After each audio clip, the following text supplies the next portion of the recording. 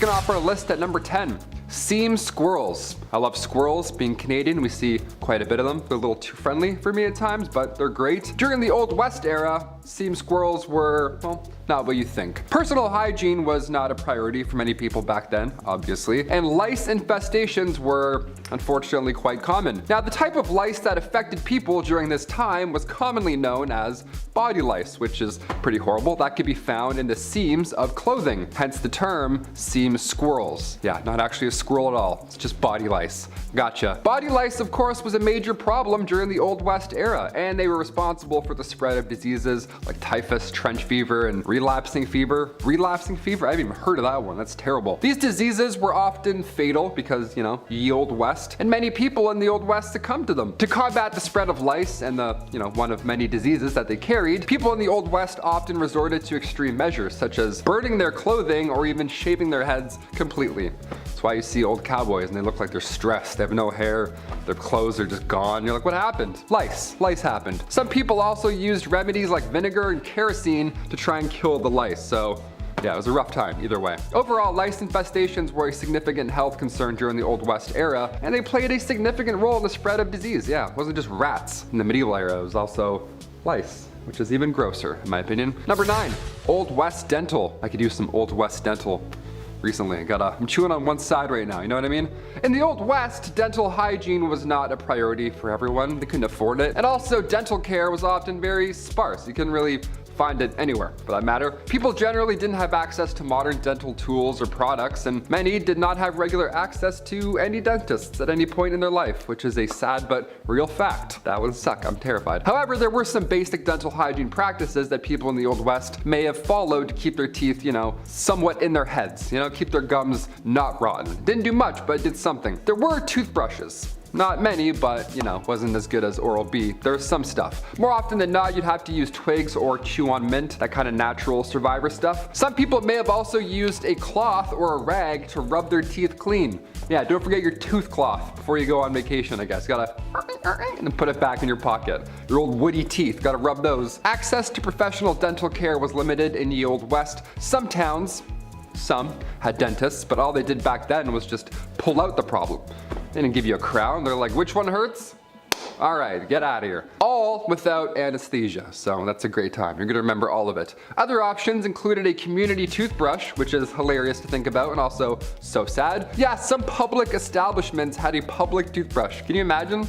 Go out, have a little brush, check your teeth. All right, cool. I'm gonna go back to the bar. I'm gonna be sick. I'm gonna actually throw up right now. Number 8, no spitting. Spitting was a common habit back in the Old West. You see it in movies and parodies. They're always spitting on the ground and stuff. Well, it's because it's real. It's a real fact right there. It wasn't officially outlawed. However, many towns and cities did prohibit spitting on sidewalks and inside of public buildings because, yeah, please don't do that. Thank you so much, sir. This was largely due to concerns about hygiene and, of course, like I said earlier, the spread of disease. In addition, spitting was considered rude and uncivilized behavior. Yeah, of course, and many people were offended by it. Middle of conversation, guy just spits in between your feet. I'm like, wait, don't do that. Please don't do that ever again. Some businesses even had signs asking customers to not spit on the floor. Can you imagine what kind of shithole you're in? You have to ask people not to do that. There was also social norms in place that discouraged spitting in certain situations. For example, it was considered impolite to spit in the presence of a woman or in formal settings, which, yeah, I agree, still do that today. That's great. Despite these efforts to discourage spitting, it remained a common practice among cowboys, miners, and other workers in ye Old West. They're like, yeah, I have shit in my mouth. I don't know, we don't have water. I'm gonna spit. Sorry. Number 7, communal towels. Ugh, this one's so rough. It's exactly what you think it is. It was a ride. Today we have paper towels that you pump like 13 times just to get a little sheet. Or sometimes, if you're lucky, that Dyson air drying thing where you just dip your hands in for like 13 seconds and then it's done. You're like, oh, the future is here. That's always fun, that one. Back in the Old West, communal towels were often used in public restrooms and other shared spaces. Yeah, just one towel for all. Just to dap off everything that's wet or damp back then. Ew. These towels were usually made of cloth and hung on a rack for multiple people to use just in public, like it's your bathroom. While this may seem unhygienic by our modern standards now, it was a common practice at the time. So yeah, I don't know, we can laugh a bit, I guess. People were generally less concerned about the spread of germs and diseases back then, and communal towels were convenient and they were a cost-effective option for public spaces. However, with the rise of awarenesses about hygiene and germs and all that nasty stuff, the use of these towels eventually fell out of favor in the earliest 20th century. Thank God. Imagine dapping off your lips after eating some wings with a communal towel. Some cowboy just, you know, and then and then you come in and wipe your, that's so gross. Number 6. Hair care? Yeah, I added a question mark there because, I don't know, not much TLC going on top back then. Throughout history, people have used a variety of natural ingredients for hair care. Nowadays, guys have it too easy. It's like Axe 5-in-1. It's like hair, armpits, legs, feet, all like, no way you can do all of that. Popular methods in the Old West were whiskey and castor oil. Yep, all on your big exposed head, right in the sun, there you go. Pantene Pro V wasn't a thing then, so folks were rubbing their heads clean with castor oil. That's a nightmare. Whiskey was believed to help cleanse the scalp and often promote hair growth, while the castor oil, that option, that was thought to moisturize and condition the hair. So that'd be a fun 2-in-1 back then, that's great, put that in the stocking. These ingredients were readily available and most importantly, they were affordable, making them popular, but also, realistically, it was their only option. Guy's doing whiskey, he's like, yeah, let's clean it up top. It's so hot. It's like, ugh, really burns. Number 5, medical shows. Today, medical shows, they're fascinating. Dr. Pimple Popper, I'll watch that all day while I eat. I don't even care, I'm disgusting like that. Dude's getting mashed potatoes squeezed out of their back, so I'm like, let's go, I love it. I'm slapping that thumbs up, it's my shit. Back in the Wild West, the 1860s, the 1890s, you know, they had what's called medicinal showmen. These are, what an absolute joke, what a con. These guys would go town to town selling elixirs and tonics, everything one needs to live a happy and comfortable Western life, but they were full of lies. None of this shit is true. These professional medicinal showmen would have pawns run ahead and plant themselves in the audience before these random demonstrations of amazing medical elixirs, right? These shows, bunch of bullshit. They would call up random audience members, that guy that ran ahead, and then use one of these elixirs and magically treat their ailment on the spot in front of the public, right? Almost as if it was a magic show. One of the most successful of these elixirs was the elixir made from John Healy and Charles Bigelow. It was a mixture of herbs, roots, and animal fat, said to treat any and all illness, but in reality, it was just an extremely strong laxative. So yeah, if you're gonna take it, make sure you're close to home. Yeah. Number 4, bad bartenders. When we think of old saloons, old West saloons with the swinging doors and stuff, a few catchphrases and a cowboy with some whiskey, all that good stuff, the bartender back then would pour a drink, the cowboy would take the bottle instead. So illegal. Sir, that's that, please put that back. Back in the wild, wild Western days, grabbing a drink at the bar wasn't like that at all. It wasn't like anything you see in the movies. It sucked. Bartenders, they had no regulations to follow behind that dirty bar. But not only was it very high proof, but some bevies like tarantula juice would just poison you. It was literal poison. If its name didn't tip you off, it was literally made with poisonous ingredients, because that's how cowboys did it back then with their hairs. I don't know. Tarantula juice was made from strychnine. If you drink it, you're gonna feel like there's tarantulas crawling all over your skin. That was their pitch back then. They're like, happy hour, come get tarantula juice. I'm like, awesome, thank you so much. How do I not tip? Which button do I press to not give you money, you freak? Number 3, grow it out. In the Old West era of the United States, men often grew their hair long as a practical choice rather than a cool fashion statement. You know what I mean? All those bandits with their long hair, they had to. Living in the rugged and often isolated terrain of the West, men had to perform many physically demanding tasks like hunting, ranching, mining, pouring whiskey drinks and tarantula juice. Long hair would help protect their scalp and neck from the sun and wind and all that good stuff. But it's important to note that haircuts were not always easily accessible back then. And many men back then could not afford them or did not have access to a barber. It's like, I can't cut it. It's like, where? We don't have anything. We don't have dental. What do we do? As a result, growing their hair long became a practical and functional choice for many men back in the Old West rather than, you know, style. They were going for looks back then. They weren't doing man buns, doing the cowboy thing. They're like, no, I have bugs. I don't want you to see my bugs. I'm gonna grow it, thanks. Number 2,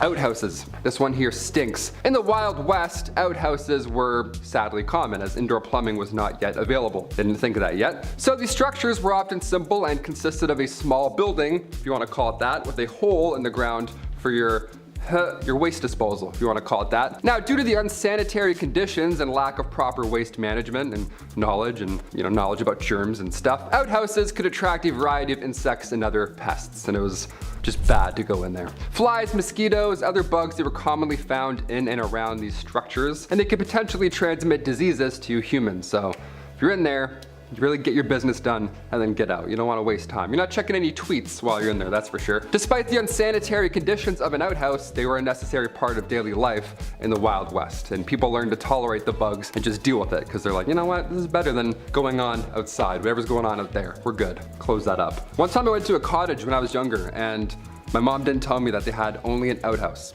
no running water the entire week. I was like, awesome, let's turn around, I guess. I'm not doing that.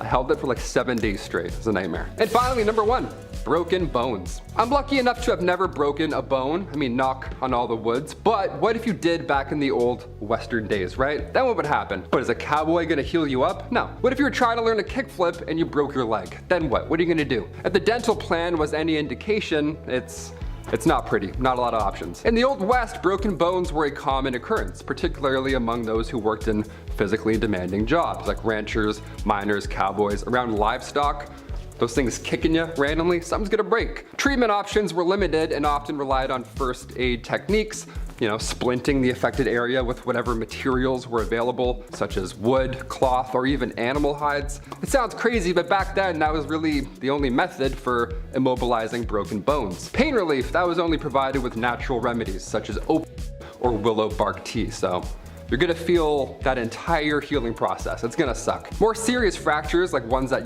go through the skin, those require the attention of a doctor or a surgeon. However, those medical professionals back then were not always available in the remote areas of the Wild West. No helicopter's gonna come in and grab you and then take you out. No, you're basically fucked more often than not. Let's prepare for some Western lovin' by first learning the rules of courtship. A cool thing to know is that women had a lot more rights without needing a man in the Western frontier. You could own a business or land, or be a bounty hunter or a sharpshooter, or just as easily be a brothel keeper or a grocer. Ladies had range. But there was still a ratio of like 90 to 10 men to women on the frontier, so the population had to happen somehow. Courtship required intent to avoid scandal. Young men, no matter how honorable a dandy or lowly a cowboy, must ask a young lady's male guardian for permission to court her. Courting held an inherent promise that said, we are spending time together to see if we desire marriage. To be courting doesn't mean you're engaged, but it did signal to all others that the lady was spoken for. Essentially, it was dating. Not this modern version that's been butchered by the last few generations, but rather what we saw in TV classics like Seinfeld, where it was casual and comfortable, no determination on length, just seeing how you two fit together. Courting included meals with the woman's family, taking her on a sleigh or carriage ride. Parlor games, reading aloud, and picnics were very popular, and courting actually made ice cream dates a thing. The Atkinson Daily Patriot printed the following ad on May 16th of 1881. It will also be in order to treat your girl to ice cream as often as once a month. Girls often exchanged things such as a locket, a coin, or even a bullet shell as a gift. If a couple was financially strapped, exchanging locks of hair was a memento as well. Oh, and also coffee. Cowboys sometimes hoarded coffee to impress women. You've learned the rules of courtship, now it's time to claim your lady by sparking and walking out. And no, that's not light a cigarette and leave the room. Sparking and walking out were acts of courting that signified deeper involvement. This is when we started getting to the relationship or engaged parameters. Sparking means to engage in courtship, but it was also a nickname for kissing in PDA, which the American West was considerably less prudish about than the East and South Victorians, seeing no scandal and a little touchy lovin'. This is particularly due to the scarce supply for women as aforementioned. Walking out together is a little more like in the East and the South. Young ladies had a reputation to protect, and parents will be parents, regardless of the time. Going on a walk or walking out meant that courting people could be in the public eye, and therefore they could ditch a chaperone. Anywhere else this would have been a huge scandal, but on the frontier, non-married couples would walk out in public to signify their claim and show mutual respect for it. Now, anyone would know if someone was an unloyal partner, and bonus, it's before you tie the knot. For a man to take his lady to an event, it could involve a lot of work. Ride into town, reserve a carriage, retrace the mileage back with the rig to collect the lady, then go back once more. That's a lot of time, labor, and dedication, and it's a true testament to the love many couples shared. Walking out remained a popular day even for the married. Gonna get down and dirty? Then let's talk to it. Fun slang is up next. You and your lady done did your courting and are getting hitched. Time to impress her with some manly and sexy terminology. Cowboys had a way with words, so it's not too surprising that they used some pretty colorful terms to describe matters of the heart, and that included courting. Getting hitched was a serious business, and spooning or sparking no less. The vernacular was different back then, and lots of phrases and terms used that were common enough that even if they sound gibberish to us, they were full of comprehensive sentences then. A bunch of these are actually still used casually today. From a list of dirty Wild West slang, here's a few recognizable terms: screwin', foolin' around, painted lady, and knockin' boots. To get the wrong pig by the tail is dying out a little bit more now, but essentially means picking the wrong person for something. Meanwhile, some more creative and lesser heard slang terms are perooting, which means intercourse. Spooning, unlike now, actually meant intercourse, not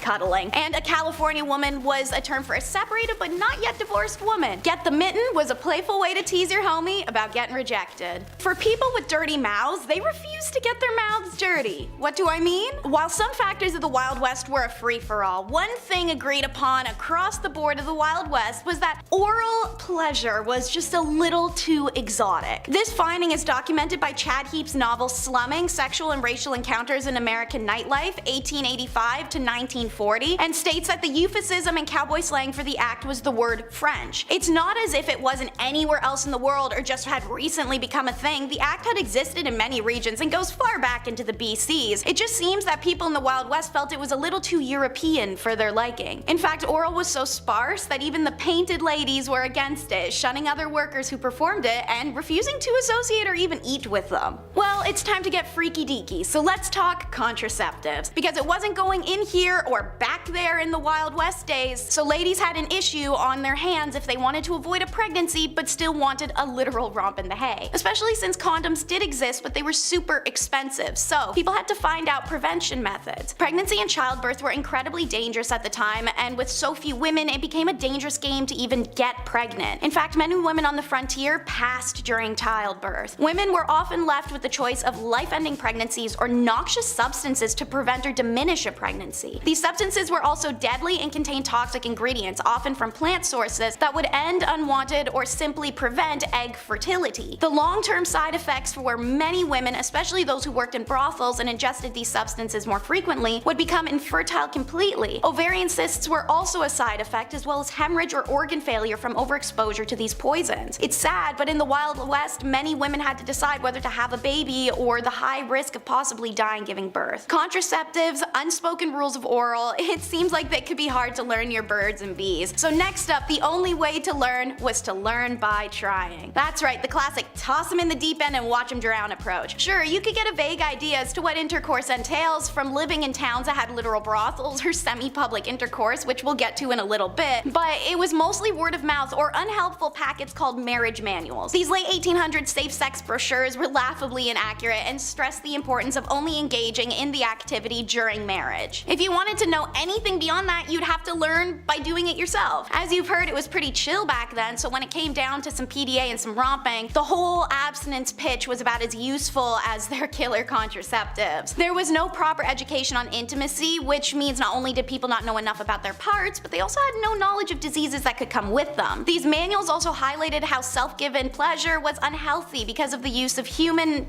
for anything other than procreation was frowned upon in the eyes of the Lord. This lack of education led to the use of their wily contraceptives and also the use of the next item on our list. Bundling. It's more than just getting cozy. An early custom of the Wild West, a courting couple who wanted to sleep beside one another but had yet to be married but still wanted to withhold from, well, carnal desire, they could bundle. It's exactly how it sounds. The courting people would literally burrito themselves in separate blankets or into a large fabric sack that tied around the neck, and it would allow them to sleep sinlessly next to each other or even cuddle. Now, I know what you're thinking, Teresa, that little bit of material isn't gonna stop no tomfoolery, especially once cuddles get into the mix. Rest assured, I got you, because for those who really were tempted, you could also have a bundling board come into play to literally draw the line. It's a physical divider placed down the center of the bed to keep unmarried partners from touching completely. No sleeping sack to sleeping sack action with a 2x4 blocking the way. It allowed the two to talk all night and even see each other's faces. Sometimes you could cuddle kinda over it, but no intercourse was capable. Both bundling options let couples experience physical intimacy before their wedding, and it was great for when you visited your lady and she still lived at home in a shared bedroom. You see where romp in the sack comes from now though? So how about after those I do's? It's out in the open. As forementioned, I would return to the topic of semi-public adult acts, and here we are. What a fun place to be. You know what isn't fun? In the Wild West, most families lived in small houses, usually made up of one large room. So naturally, sadly, when it came down to it, every member of a family sharing space, privacy wasn't very possible. Yeah, this isn't the fun and flirty voyeur stuff we were talking about. This is more in like grandma's range of vision. In this case, it's fair to question how they would get intimate when sleeping in a bed with other relatives. Having more space meant having more money, a type of privacy afforded by class. Money meant privacy, and in the Wild West, there wasn't much money, meaning shared rooms or houses and finding strategic ways to get off in privacy. Author Brian Watson explained how the American West and North America as a whole went from a mindset of comfort to one of more sheltered as it is now. He cites that during Reformation, figures such as Martin Luther King created a sanctity of privacy surrounding intimacy, something previously non-existent. What's scandalous to us now was more normal to them than how we choose to live. Here's a weird one I didn't expect to learn about in research. Mail order brides. The Wild West had mail order brides. Yeah, not something I would have guessed, but it makes sense. Female populace was next to none, and sure, with more men around than you can choose from, some were fortunate enough to marry good men and live happy ever after. But still, some other women found themselves in desperate situations that robbed them of their youth and sometimes of their lives. So mail order actually benefited both the lonely prospectors and cowboys, but also the romance-seeking belle. One way for men living on the frontier to meet women was through subscriptions to Heart and Hand clubs, newspapers with information and photographs of women with whom they could correspond.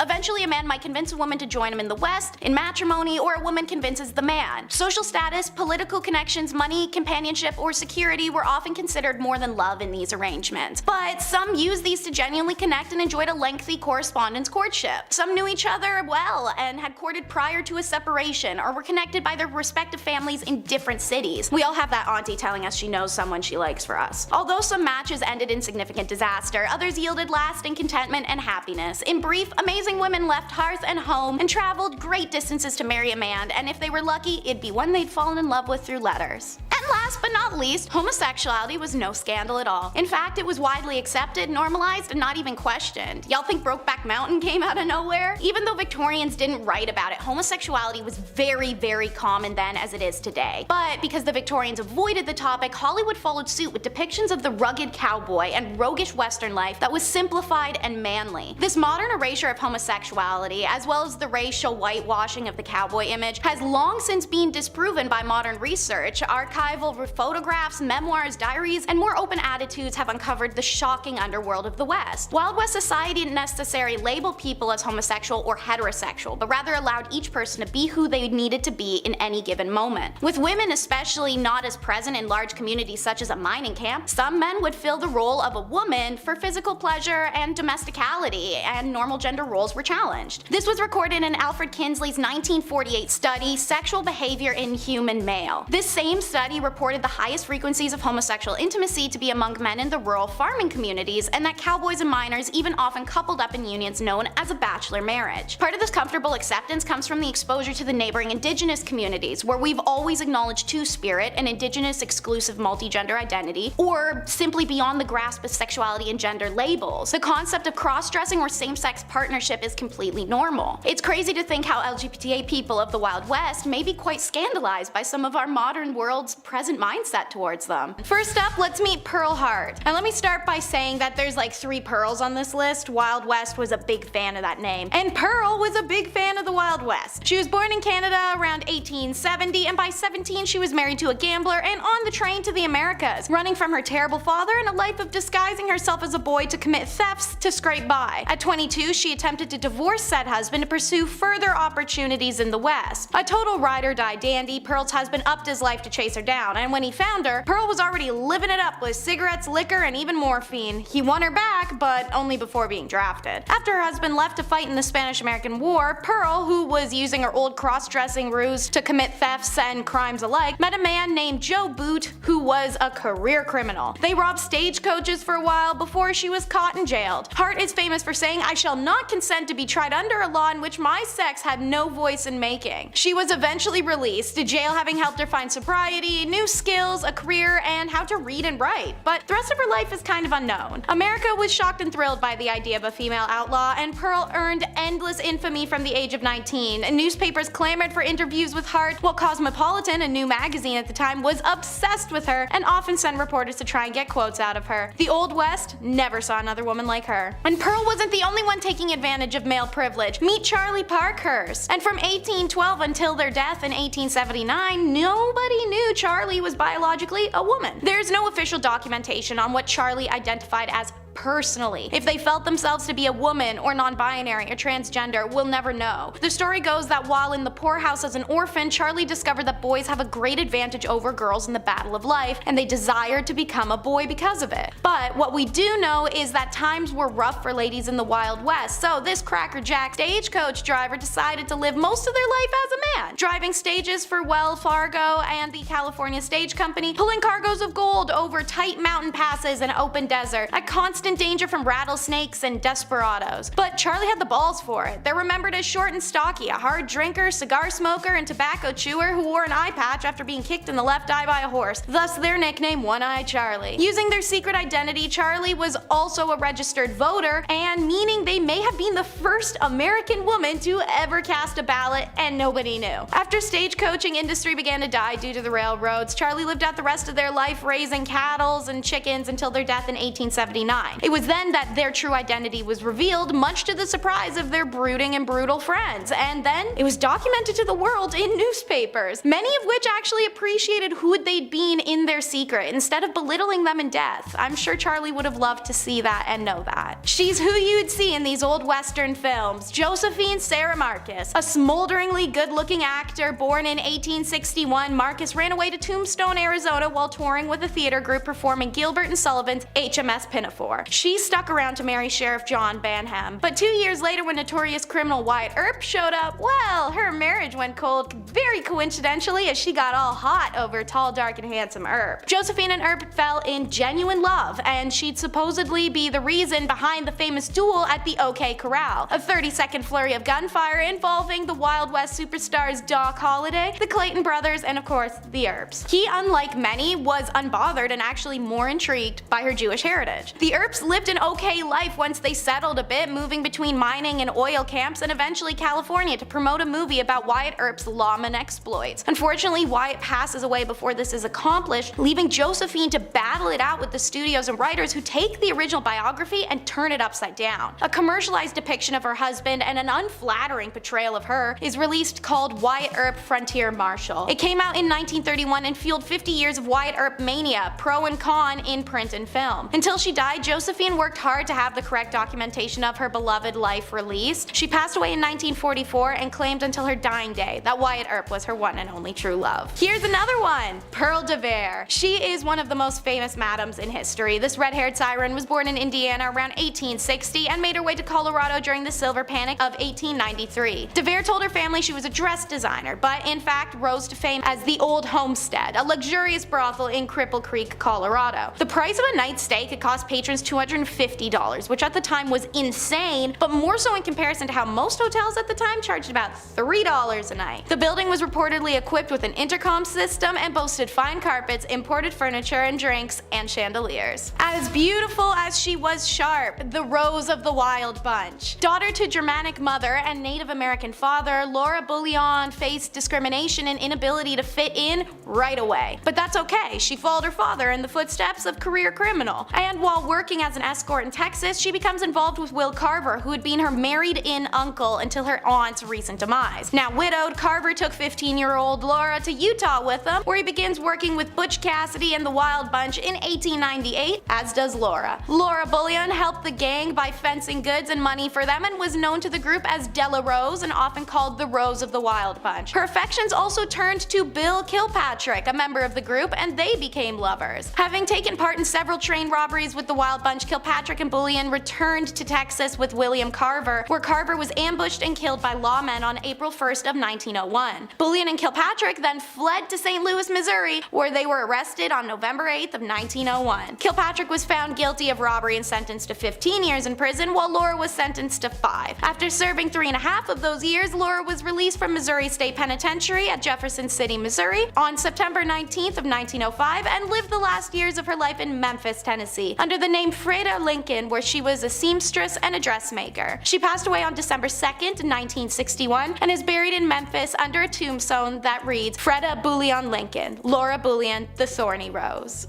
Next, Mary Ellen Pleasant, the most powerful black woman in the Golden Rush era. Historians indicate that Pleasant was most likely born a slave but got her freedom at an early age. She worked on the Underground Railroad as a young adult, ushering enslaved people out of the South and into the northern states. Like many others seeking their fortunes during the gold rush, Pleasant and her husband moved to San Francisco. Here, she works as a cook and waitress and a professional eavesdropper. I know we're all taught not to be nosy, but Mary Ellen learned from the conversations of wealthy patrons, intentionally listening in for valuable information. She took what she learned and began applying it as banking and monetary skills that launched her immediately upwards. She took what she learned to help build a substantial fortune and eventually became one of the richest women in the city. Pleasant was an astute investor whose portfolio included real estate, railroads, restaurants, boarding houses. Pleasant's wealth, however, could not shield her from racism. In 1866, a streetcar conductor in San Francisco refused to let her board because she was black. Outraged, Mary Ellen sued, and the case went all the way to the California Supreme Court. In a historic decision, the courts ruled that segregation on streetcars was illegal in California. However, in return, the Supreme Court reversed the damages Pleasant had been awarded in a lower court ruling. You win some, you lose some, and sometimes you get both. And now it's Donna Barcello. Described as the supreme queen of refinement and fashion, Donna Barcello was a prominent saloon owner and a professional gambler in Santa Fe in the 1830s and 1840s. Barcello was recognized for her charm and sharp business skills, which helped her establish as an influential member of high society during the heyday of the Santa Fe Trail. In 1835, Barcello opened a hotel and casino in the city center of Santa Fe. The establishment encompassed an entire city block and featured lavish decorations including chandeliers, drapes, mirrors, and imported furnishings. The casino became a destination for local socialites and trail travelers for its opulence. Barcello oversaw the casino's operations and regaled patrons as one of the card dealers, widely known as the best dealer of the card game Monte across the entire Southwest. Seeking trade deals and investments that increased her wealth and social status, exercised economic and political sway, she made her fortune from real estate and gold ventures in addition to her casino. And when the American civilian government established itself in Santa Fe during the Mexican-American War in 1846, Barcello allied herself with Americans and assisted them by providing information and at times money. Accounts and representation of Barcello were often embellished by those who had labeled her the Queen of Sin. Barcello continued to operate her casino through the 1840s and died in January of 1852. Upon her death, she left several residences, properties, and fortune to her family, including 2 adopted daughters, in addition to substantial contributions to the Catholic Church in the city of Santa Fe to be used for charitable endeavors. Next up is Sing Choi. She's also known by the name China Mary and was an unofficial leader of Tombstone's Chinese community in the 1880s who supplied labor and opened laundries, restaurants, gambling halls, dens, and a general store. The Old West will always be remembered as an era of cowboy, but during its peak years, Tombstone was actually controlled by a female immigrant. She arrived in Tombstone sometime around 1879, and at that time the Chinese population was 11 people, and she recognized the unprecedented profits waiting in the western boom towns. Mary's general store was in the center of Hoptown, a Chinese district of Tombstone. Mary's store dealt in both American and Chinese merchandise, and she gained a reputation as a universal accommodator. Everyone knew that nothing in Hoptown was done without China Mary's go-ahead, and so she was held in the highest of esteem throughout Tombstone society. She was an organized and shrewd business operator who had an attitude that discourse was bad for business. Her private police force handled any problem that arose within her community. Mary enjoyed the highest of respect. As a result, she could act as a sort of intermediary between her community and other ethnic groups. She was the conduit that made cooperation possible. She was not only a cunning businesswoman, but a sympathetic humanitarian and calculating capitalist. Mary was a genuine immigrant success story. Even as a woman in the Old West, she wielded real power. She died in December of 1906 from heart failure when she was 67. Flesh is in the name and it's her game. Susan LaFleche. This is the story of the first Native American to earn a medical degree. Born on an Omaha res in Nebraska as a young girl, she watched a sick indigenous woman wait all night for a white doctor who, after being called several times, just never came. The woman died the next day, and as Susan later wrote, she saw the need of my people for a good physician. Susan's father taught her her own culture and traditions and then sent her to the reservation's Presbyterian school where she learned English, and then high school for further education to survive colonial society. She applies to the Women's Medical College of Pennsylvania. It's a bold move on her part because even during this time, the most privileged of white women of America faced enormous backlash when attempting a medical degree, let alone a poor native girl. Despite this, she graduated a year early and first in her class. Rejecting a potentially comfortable life on the East Coast, she returned to the Omaha reservation and became the sole doctor for more than 1,200 people across 400 plus miles, and she was only 24 years old. She marries, she has 2 kids, and she never stops. In fact, she keeps going till she has enough donations and supplies to open the first hospital on a reservation that was not funded by the government. Unlike the absent doctor that she remembered from her childhood, Susan helped anyone who needed it, regardless of race or ethnicity. On September 18th of 1915, Susan passes away. She worked hard to build a bridge between 2 worlds as her father advised, and it was evident at her funeral. 3 priests eulogized her, but it was a member of the Omaha tribe who delivered the final words in the Omaha language. And now for the last lady on the list, Cathy Williams, who also went in reverse as Williams Cathay from 1866 to 1868 with the famed Buffalo Soldiers who patrolled the 900-mile Santa Fe Trail. She was the first African-American female soldier to enlist in the Army. She's the only documented black woman to serve in the Army in the 19th century, and she's the only known black female soldier to be a part of the Buffalo Soldiers. Post-war job opportunities for newly freed slaves and for African Americans in general were non-existent, so many had no choice but to turn to the military service for employment stability, but also newfound access to healthcare, education, post-war benefits by way of pension. Her enlistment starts in November of 1866 in St. Louis, Missouri. A cursory examination by an Army surgeon should have outed Williams as a woman, but since the Army didn't require full medical exams at the time, she was minty. Eventually, her 3rd round with smallpox has a surgeon discover her secret in 1868. The post-surgeon found out I was a woman, and I got my discharge. The men all wanted to get rid of me after they found out I was a woman. Some of them acted real bad to me, Williams said. Once again, dressed as a man, Williams signed up to an emerging all-black regiment, the 38th U.S. Infantry, which would eventually become part of the legendary Buffalo Soldiers. These units dotted out the landscape of the American West and showed tremendous skill and valor in a range of duties. They fought in skirmishes with indigenous people, escorted vulnerable wagon trains, built forts, mapped the territory, protected white settlers, all with subpar equipment and a lot of racism towards them. In trying to make a life for herself, Williams could not have known her story had traveled. It landed with a St. Louis Reporter, and in January 2nd of 1876 edition of the St. Louis Times Daily, Williams officially became a headline when her story was published. Accounts say she died in 1893, shortly after being denied disability compensation required for her illness. Not for being undeserving of it, but simply because they couldn't grant it to her due to the fact she lied about being a man. Starting our list off at number 10, a banker. Today, online banking is easy, right? It's a little bit too invasive at times. I don't know. I get an email from my bank, it's like, Mr. McWaters, do you want to provide for your family? I'm like,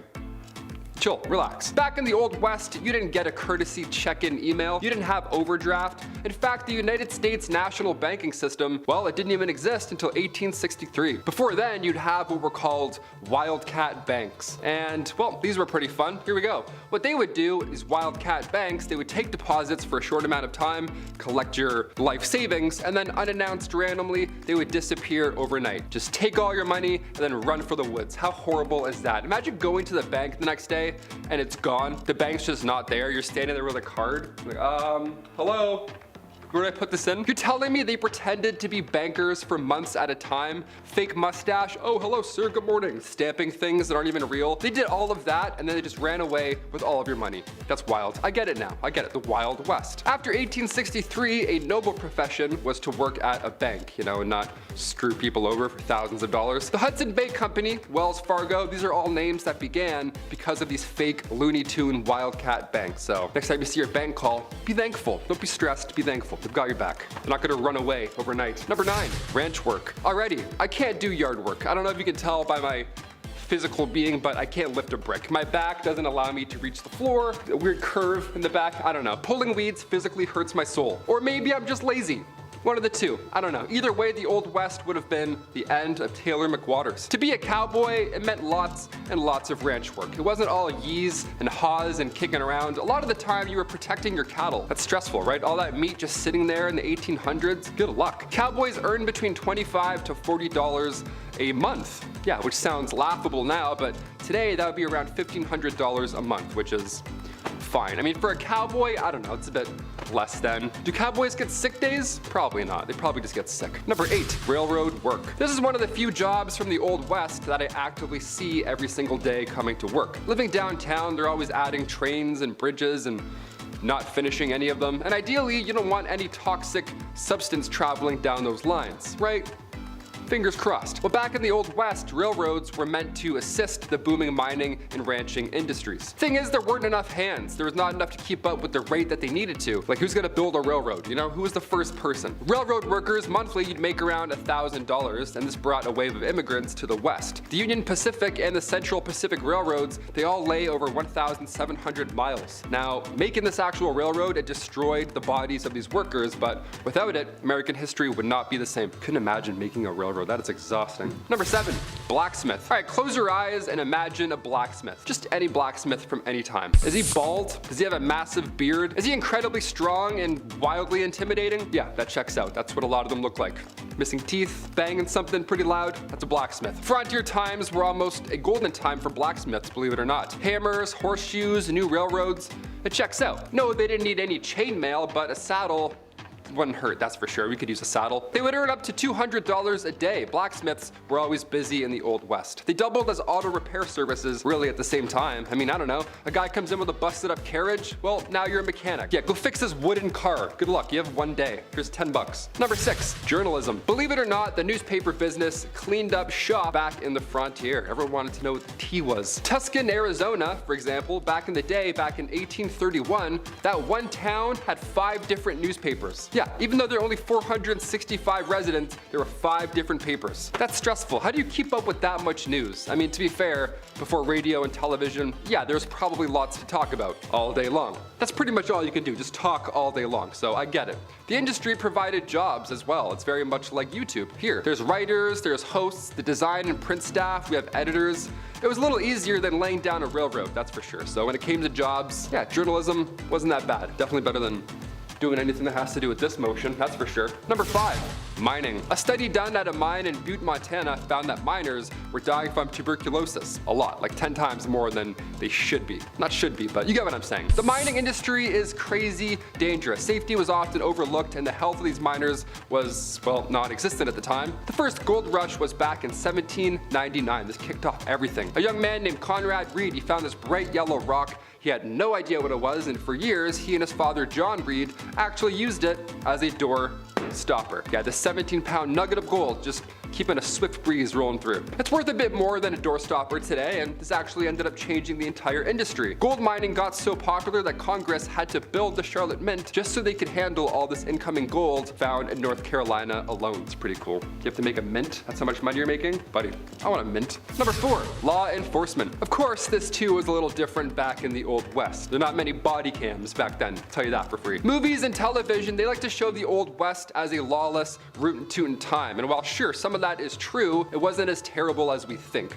Like A Million Ways to Die in the West, Red Dead Redemption, it wasn't that crazy because before any formal law enforcement agency did pop up, everybody was a bounty hunter, right? Why not? There's nothing else to do. Go lay a bunch of bricks or go catch a bad guy.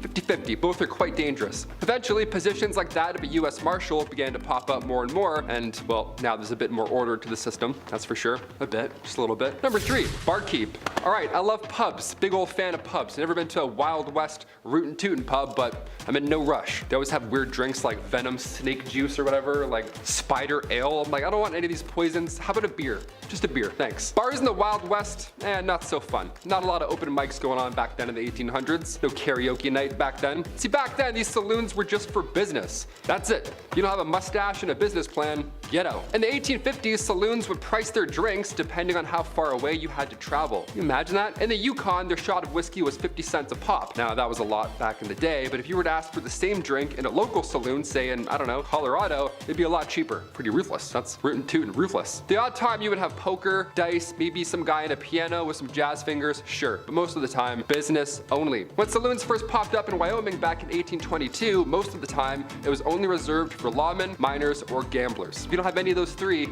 you're thirsty. Go gamble. Go grab a dice and come back. Number 2, resurrectionalist. Yeah, you don't see a lot of these guys around anymore, eh? Wonder where they all went. A resurrectionalist is exactly what it sounds like. It's very gross. You're trying to bring someone back to life, I guess. Not really. These guys were responsible for digging up dead bodies, and then they would sell them to medical schools in the West. Now, remind you, this was the late 1820s, so yeah, it was fine, I guess. This practice began in Edinburgh, Scotland. The medical science community was on the up and up, but in order to study new medicines, you know, to avoid the next plague or the next toxin rolling through your system. They needed these guys to come in and do the dirty work. Today the medical community is a bit different. We're a bit, smarter with things, but hey, never say never. A resurrectionalist might come back to life and be a new profession. How ironic. And finally, number 1, medicinal showmen. Yes, we'll end on this note. Step right up and see something that doesn't work. A fake product. Yes, here we go. I'm doing a fake shoe. A fake shoot? A fake show. I don't know. Back in the Wild West, the 1860s to the 1890s specifically, they had what's called medicinal showmen, right? You won't believe your eyes. You have strep throat? Come on up. Here we go. Definitely gonna fix that. These guys would go town to town selling elixirs and tonics, whatever, but it was all about the pitch. That's pretty much all they had. They would have pawns, like their buddies, run ahead into town and then plant themselves in the audience before these random medicine shows. That way, when the world's greatest showman doctor arrives, he randomly picks an ill patient that he knew was there, and then boom, just like that, he's cured. Almost like a magic show, right? Some would think, full of lies. One of the most successful of these elixirs was the elixir made by John Healy and Charles Bigelow. It was a mixture of herbs, roots, and animal fat, and it was wildly popular. They toured with this elixir. They had to tell everybody in every town. They said it could treat any illness, but in reality, it was just a laxative, just a mess, just a show, really. So don't believe everything you hear, except for today. Today we're a bit smarter. Back then, not quite. Kicking off the list at number 10, going the distance. First things first, how much was an IPA back in the 1800s? That's why we clicked this video, right? That's all we want to know. Some beers today cost like $13 at the bar. What's going on? Nowadays we have happy hour, drink specials, wine pairing suggestions that go along with your meal. We have affordable alternatives today at the bar. Back in the 1850s, saloons would price their drinks depending on how far away you had to travel to get there. Isn't that wild? In the Yukon, their shots of whiskey were like 50 cents a pop. That was a lot of money back in the day. If you were to ask for the same drink in a local saloon, say in Colorado, you could get numerous beverages for the same price. And as you would expect, the fancier the establishment, the more you'll spend. But either way, it's not gonna be comfortable. Number 9, manure everywhere. The 1800s were changing times, especially on the western frontier. Cities were being built, America was under reconstruction, and if you see my video on the 1800s technology, then you know how things were about to get a little wild. Except, something I want to talk about today is, well, it's gonna drive moms and wives nuts across the country. How many times have you told your husband or the kids to wipe off their feet before coming into the house? Or stop wearing their shoes in the house? Right? It's the worst. I'm sorry, Mom. Okay, but imagine that, except everyone is bringing in their muddy, bloody, and manure-covered boots into the house. Horses and livestock were just a part of everyday life. That means droppings, or road apples, as they're so commonly called. The smell alone on a hot summer day could make any cowboy turn green. I think I'm gonna puke, Dad. Number 8, no stools. Okay, this one's for all the bartenders out there. I see you. I respect you. Bar seating is vital. You get your regulars coming in. Joan with the limp, she's so nice. She's always so nice every day. Always gets a grilled cheese. She's the best. Always a smile on her face. Individuals who want to grab a bite and read the paper, obviously they don't need to take up an entire table for 8, so you have spots at the bar. It's ideal. We're used to this. But back in the Western days, bar stools just weren't a thing. Bar spots it didn't exist. You couldn't sit and vent to your local barkeep about why your ex hasn't texted you back. They didn't have stools at the bar. They just had the rail at the bottom for your foot. Just that little bar rail there for the little lean right there. A nice cowboy lean. Yeah, I'll just eat fish and chips standing up leaning. Awesome. Just the thing you want after walking in the sun all day long. A foot rail. Number 7, duels at high noon. Let me paint a picture for you, partner. It's a warm summer night, and you find yourself sitting at a card table in a saloon that's named after a barnyard animal. The piano is blasting a ragtime tune as waiters bustle about, serving drinks to unruly cowboys that fill the establishment. In front of you are 3 unsavory characters, each more than the next. As the night goes on, so do the poker chips. And when one gentleman ain't taking kindly to his losses, some insults about each other's mothers are exchanged. A powerful slap reaches the man across the poker table, matching the energy of Will Smith on an Oscar night. Too soon? I don't know. Wow, wow, West. Wow, wow, wow, West. That's when it's settled. Tomorrow at high noon, they're gonna settle this like gentlemen. A duel at noon with guns. That's how they did it. Does it get any more classic than that? I don't think so, folks. The clock strikes noon, and only one outlaw remains, and he's married to Jada Smith. Number 6, only talking. Here we go. You ever go to a bar, you're having a nice time, you and your pals order some Caesar salads for the table, the night is now well on its way, we're feeling good. Then 10 o'clock hits and you see a band start to set up.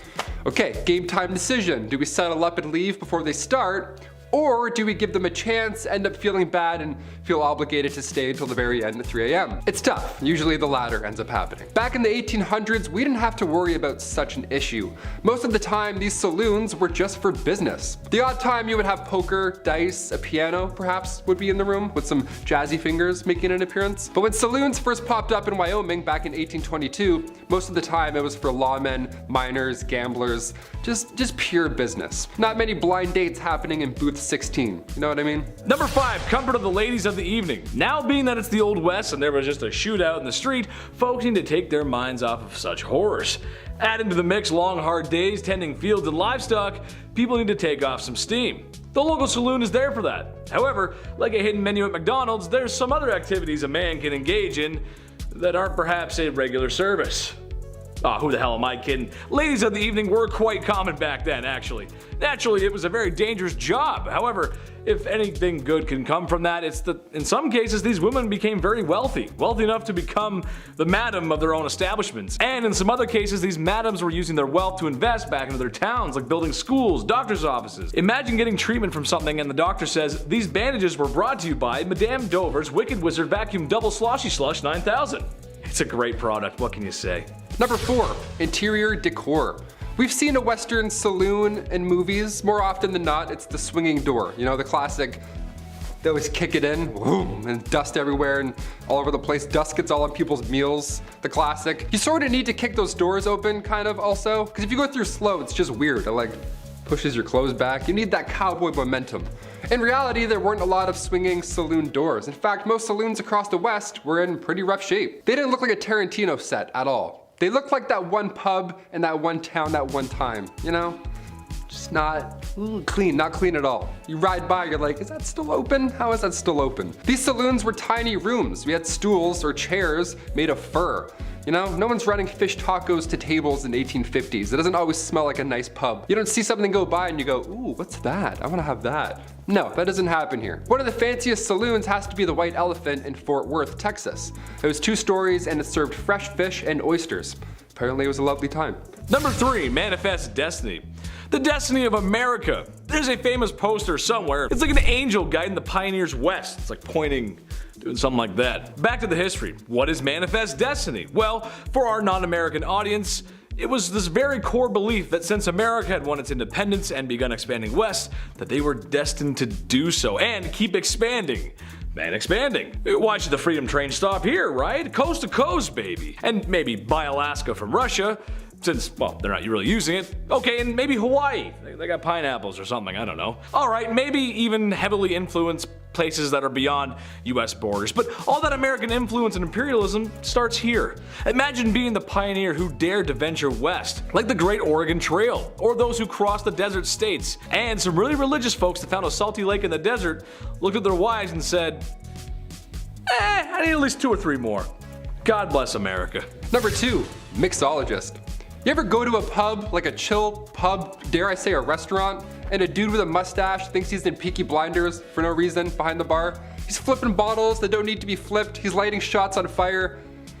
Guy, it's 12:45 in the afternoon. What's your soup of the day? Where did this come from, historically? Where did the cool bartender role come from? I'm trying to order a Cosmo, but he won't stop doing stunts. In the 1800s, bartenders were referred to as mixologists. They were top dog. They had to be. They were the fanciest guys in town. We're now doing impressions of these guys today, you know, with the bow tie, and we pour it in fancy ways, because around the late 1800s, saloon owners were growing rapidly. So now you needed to have something special, something unique for the town, like say a witty mixologist who can twirl his mustache as he pours a drink without looking. Great, now the town feels special, it feels unique. Manuals for bartenders came out around the 1860s, that's when things started to get more serious. A gentleman named Jerry Thomas published a guide called How to Mix All Kinds of Plain and Fancy Drinks. Today we still have that, but now it's a red sticky binder that says meal specs and Sharpie. It's not as fancy, but it gets the job done. Number 1. Dysentery. Nothing is more horrible, more awful than catching dysentery. Trust me, I would know. I never caught it, sometimes I get diarrhea. Anyway, in Oregon Trail, the very charming DOS game. Gotta love that DOS color palette. Eye melting cyan and violet. Nice. This text-based adventure game, however, is grounded in some truth, as we can all imagine this wasn't a time of great cleanliness. Dysentery, typhoid, cholera, malaria, or more commonly known as yellow fever, and even scurvy, which you usually associate that with pirates, but cowboys got it too. Which, given the conditions of the Old West, makes for a not so fruit-friendly environment. So yeah, it does make sense. Sadly for cowboys, prospectors, and everyone in between, there was a good chance you would lay down with a headache, and then the rest of your posse would have to lay you down forever in the ground, partner. Number 10, bounty hunter. Wanted dead or alive. The kind of thing that instills an idea of a character that would go out into the wilderness alone to hunt down criminals like Texas Cheddar over there, and would be despised by all those they encountered. But that's not actually how it really was. You see, bounty hunters as we think of them today weren't really like that in the 1800s. Bounties were usually taken up by public peace officers, private detective agencies, or companies like Wells Fargo & Co. Many sheriffs and marshals, such as myself, Sheriff Stringbean, took up these bounties to make up for the little amounts of money they make from their day jobs. The actual term bounty hunter referred to mercenaries who would join up with an army for the bonus of enlisting. On top of that, the reward for capturing criminals like Texas Cheddar wasn't even called a bounty. It was actually called a bail. Sorry to ruin your day. Number 9, Gravedigger. What does a monster truck and a weird dude from Kakariko Village have in common? If you said the foundation blocks that made up my childhood, then you win a prize. What's the prize? A big old kiss from me. In all reality though, towns in the Old West were interesting places, where there were always two constants. Sand, and folks would probably end up in the ground, or that sand. So after the proper proceedings had taken place when someone croaked, it was time to dig a hole, or in these poor souls' cases, a lot of holes. Cholera outbreaks would keep a gravedigger busy for days. However, I thank the gravediggers for their service. I mean, someone had to do it. People like to give them a bad rap because they spend all their time with cadavers. That doesn't mean they're weird social outcasts. Well, except for Dompe and Seth from Red Dead Redemption, and well, the ones from Hamlet. Those guys are pretty weird, actually. Oh boy, maybe we should just keep our distance from them. I don't know, I'm getting out of here. Number 8, saloon owner. Saloons are about as synonymous with the Old West as a single tumbleweed blowing in the wind, moving from stage left to stage right. Just about anyone could be a saloon owner too, from Festus down the street to the previous sheriff to a fancy gambler. The saloons of the Old West outnumbered churches 100 to 1, and are any of us really surprised? You'd see one general store, one doctor, if you're lucky, and then like 3 saloons all on the same street. It's actually probably one of the most usual jobs on this list.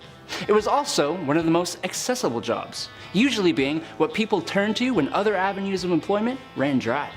It would even be what you did while saving up money to buy farmland or to run for your office in your government. And in a town where everyone and their moms knows you as the guy who serves the liquor, you ain't gonna have a hard time getting elected. I kinda wanna be a barkeep now. Number 7, Lady of the Evening. I talk about these ladies a lot, I know. Not because I want to, but because that's history, baby. I mean, not that there's anything wrong with that. I'm window shopping only these days anyways. That's just the way she goes. A wise man once said, sometimes she goes, sometimes she doesn't. Way she goes, boys. When we think back and look at the Old West, you think of all the hard-working men and women who made the frontier possible. If it wasn't for those pioneers, we might not have the West Coast today. That means no vegan food. Ooh. That being said, the brothels and ladies who laid down their lives are a huge part of that history. Some brothels became so wealthy that they even would invest back in their towns, buying schools, medical buildings, that kind of thing. The truth of the matter is, no matter how greasy it might seem, it just wouldn't be the Wild Wild West with a little girl power. Number 6, a banker. Look, it ain't really unusual, but you get shot at a lot. Bank robberies were not just in movies, no sir. To be a banker these days came with the territory of inviting unwelcome weapon-wielding bandits to hold you up. Apart from robberies, these banks had pretty much zero regulation too, so fraud and mismanagement was pretty commonplace. It's almost safer to keep your savings in a vault at home. almost. A lot of the time, these banks were just a couple of fellers in town who teamed up, pulled their money together, and opened a community bank. You can kinda guess how this probably wouldn't be the most trustworthy of monetary depositories. But they were absolutely essential for some people, especially those in the cattle business, where you would see around $50,000 to $100,000 exchange hands in some of those transactions. That's a lot of money back then. Heck, that's a lot of money right now. To me, at least. Applications for a sugar mama will be received in the comments below. Number 5, gambler. You gotta know when to hold 'em, know when to fold 'em, and know when to walk away. Anyone who spends time in front of a slot machine will tell you that it can be a dangerous game. Many have claimed to won it big, all whilst envelopes with red print pile up at the front door. Final notice? Pfft, that means another spin, baby. Well, this is a similar story of the Old West, but instead of a one-armed bandit, there were actual bandits with 2 arms and guns. Yikes. It's a game of poker, lies, bluffs. Playing the wrong hand could wind up turning sour. The gamblers are the type of guys who roll into town in the shiniest clothes and stay in the best places. And right before you notice you've been cheated at the poker table, he's already cashed out. Number 4, milliner. Hey, I have a proposition. So we have hats for men, right? Now, what if we employ someone for the sole purpose of, get this, making hats for women? Well, Jebediah, we have that. That would be the milliner down the road there. If you were a high fashion lady in the 19th century, then you would have definitely come into contact with these fine sellers and makers of women's hats. They were usually located in bigger cities where the higher end families would either live or spend their time. And you should take a look at some of these hats. They are works of art. Maybe some are a little whack, but hey. Number 3, con men. You'll like this one, guys. You're gonna like this one. There's nothing more peculiar, more strange, more theatrical than a snake oil salesman. Where would John Marston be without Nigel West Dickens? I don't know. They were traveling salesmen who were swindlers, liars, crooks, thieves, selling pseudoscience products to folks who just didn't know any better. It would work something like this. I would show up in town with my traveling cart of wares and mysteries. There, standing on a small crate, like the one I'm standing on right now, I would give the town my best sales pitch. Introducing Dr. Andrew's new and improved Life Vigor supplements. Here before you find folks is a tall bottle of rejuvenation, made from the finest ingredients across the globe. Ginger, ginseng, milkweed, red sage, English mace, golden currant. And as if that weren't enough, Dr. Andrew's new and improved Vigor supplement has the minerals and vitamins that carry you through a long day's work in the fields. Vitamin A through K, copper, iron, potassium. This bottle here is not to only put a pep in your step and refill your stamina, but also cures what ails you. A proven cure for fever, chills, indigestion, cholera, yellow fever, dysentery, and even known to help heal broken bones. Modern science has brought this gift to you today, ladies and gentlemen. And all you have to do now is say yes. Say yes to rejuvenation and yes to Dr. Andrew's new improved Vigor supplement. I think you guys get the point. $49.99. Number 2, a photographer. Want to never smile for eternity? Get your picture taken in the Old West. During the 1860s and 70s, the frontier was a wondrous, exotic place, which made it an excellent place to be a photographer. Sure, you had people who could draw and paint the landscapes and the people of the place, but people were distrusting of artists' interpretations. Pictures sold you the place exactly as it was. The high-quality images were in high demand. Every government survey and all the major railroads had official photographers. Photographs made for excellent evidence of plots of land, mines, and other structures for investors. But that's boring. More excitingly, common people with a bit of money would often go and get really not grim, not boring pictures taken like this. Number 1, gunslinger. I bet you when someone says Wild Wild West, the first thing you think of is a gunslinger. A cowboy riding his horse into the sunset, with his cowboy hat and big iron on his hip. Every step into the saloon is echoed with the jingle jangle of spurs on the heels of his leather boots. No, this isn't a country singer concert. This is the Old West, the life of a lonesome gunslinger and outlaw, riding town to town, either getting away from trouble or looking for it, really. The same kind of folks who got their name up on a wanted poster. Just be sure Sheriff Stringbean ain't around to look for you, that's all I can say. Also, fun fact, bounty hunting is still allowed in the US today. That's crazy, who would have thought? Number 10, Bank robberies. Okay, when we hear about the wild, rootin' tootin' Wild West, whatever, we think of outlaws like Butch Cassidy's Wild Bunch, the James Younger Gang. Apparently, it was just bank robbery central back then. Just a lot of this and tapping and riding horses and stuff. That's really not true. Bank robberies didn't happen that often in real life. In fact, during the Wild West era, officially declared from 1865 to 1900, there were only 8 bank robberies. 8. That many years ago, along 15 western states, there were only 8. To put that in perspective, in 2017 alone, there were roughly 4,000 bank robberies in the United States. Much more than 8. The first armed robbery ever in history was done by the famous outlaw Jesse James and his brother Frank. This went down in 1866. The gang of outlaws robbed the Clay County Savings Association in Liberty, Missouri. Fun rootin' tootin' history. Number 9. Camels. My favorite actor growing up, hands down, was Woody from Toy Story. The guy's physical comedy was on point. And no, I don't mean Tom Hanks. I mean Woody. With this crazy little cowboy run, tipping his hat. But what's a cowboy without his horse, right? As soon as Bullseye got introduced in Toy Story 2, the picture was complete. A cowboy and a horse. We've seen this combo at some point in our lives. Everywhere. But did you know that for around 100 years, camels were part of Texas wildlife? So imagine a cowboy on a camel. Yeah, that's real. That happened. Imagine 2 cowboys on the humps of a camel. How silly and intimidating would that look? Back in 1855, Congress spent thousands to purchase and ship feral camels from Egypt. The hot Southwest would make sense when it comes to camels doing their camel thing. But by 1857, the army had 70 camels. Things were going well until, you know, the Civil War happened, and then the camels escaped and all that madness, and then from then on, for 100 years or so, they bred and roamed Texas. Yeehaw, on a camel, how fun. Number 8, cowboys. Alright, since we're talking about cowboys, let's really talk about cowboys. Who were these guys? Was everybody just a cowboy off the bat, or did you have to earn it like a knight? What's the deal here? Well, the guys that we picture in our brain, like Woody, those are cattle herders, and then buffalo, thousands of them, they would roam the land to eat and find water. They would travel miles away, so the herders would follow on horseback and then drive them back to their ranch. They mostly ate beans, dried meat, obviously, and a lot of coffee. Those are the 3 main ingredients of yeeing and hawing. Am I a cowboy? I love beans and coffee. Coffee beans? Oh, don't even get me started.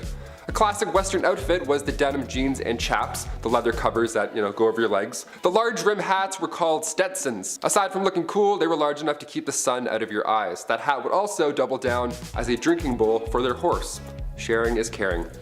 Number 7, the Bison Express. Humans are responsible for the disappearance on many, many wild animals in one way or another. It's usually our fault. Yeah, going back to the Wild Wild West, the year 1869 specifically, that's when the Pacific Railroad was done. It was open to the West to all these explorers, but now they were whipping across these wild lands in record speed, passing hundreds of bison every single trip. Eventually, it didn't take long for these railroads to advertise hunting excursions on these trains. So yeah, guests would climb aboard the top of the train cars and hunt on the top of the trains. Yeah, on the top they would just shoot these animals for sport. Obviously the train couldn't stop and go back for the bodies, so they would just leave them. This one man, Orlando Bond, nicknamed the Brick, he apparently shot thousands himself. He rode the express so many times his rifle caused him to go deaf in one ear. This was done purposely to deprive Native Americans of their food supply. Now our bison's number are incredibly low, something like 2% of what it once was, and humans, well, we're still pretty garbage. What do you know? Number 6, alcohol. These saloons cowboys would visit, was there a bouncer? Did you need 2 pieces of ID? What was the drinking age back then? Well, besides the swinging saloon doors, it really wasn't a fun time at all. Alcohol back then, first of all, was basically just poison. Actually, it was literally poison sometimes. They had whiskey like 40 rods and Tao's Lightning.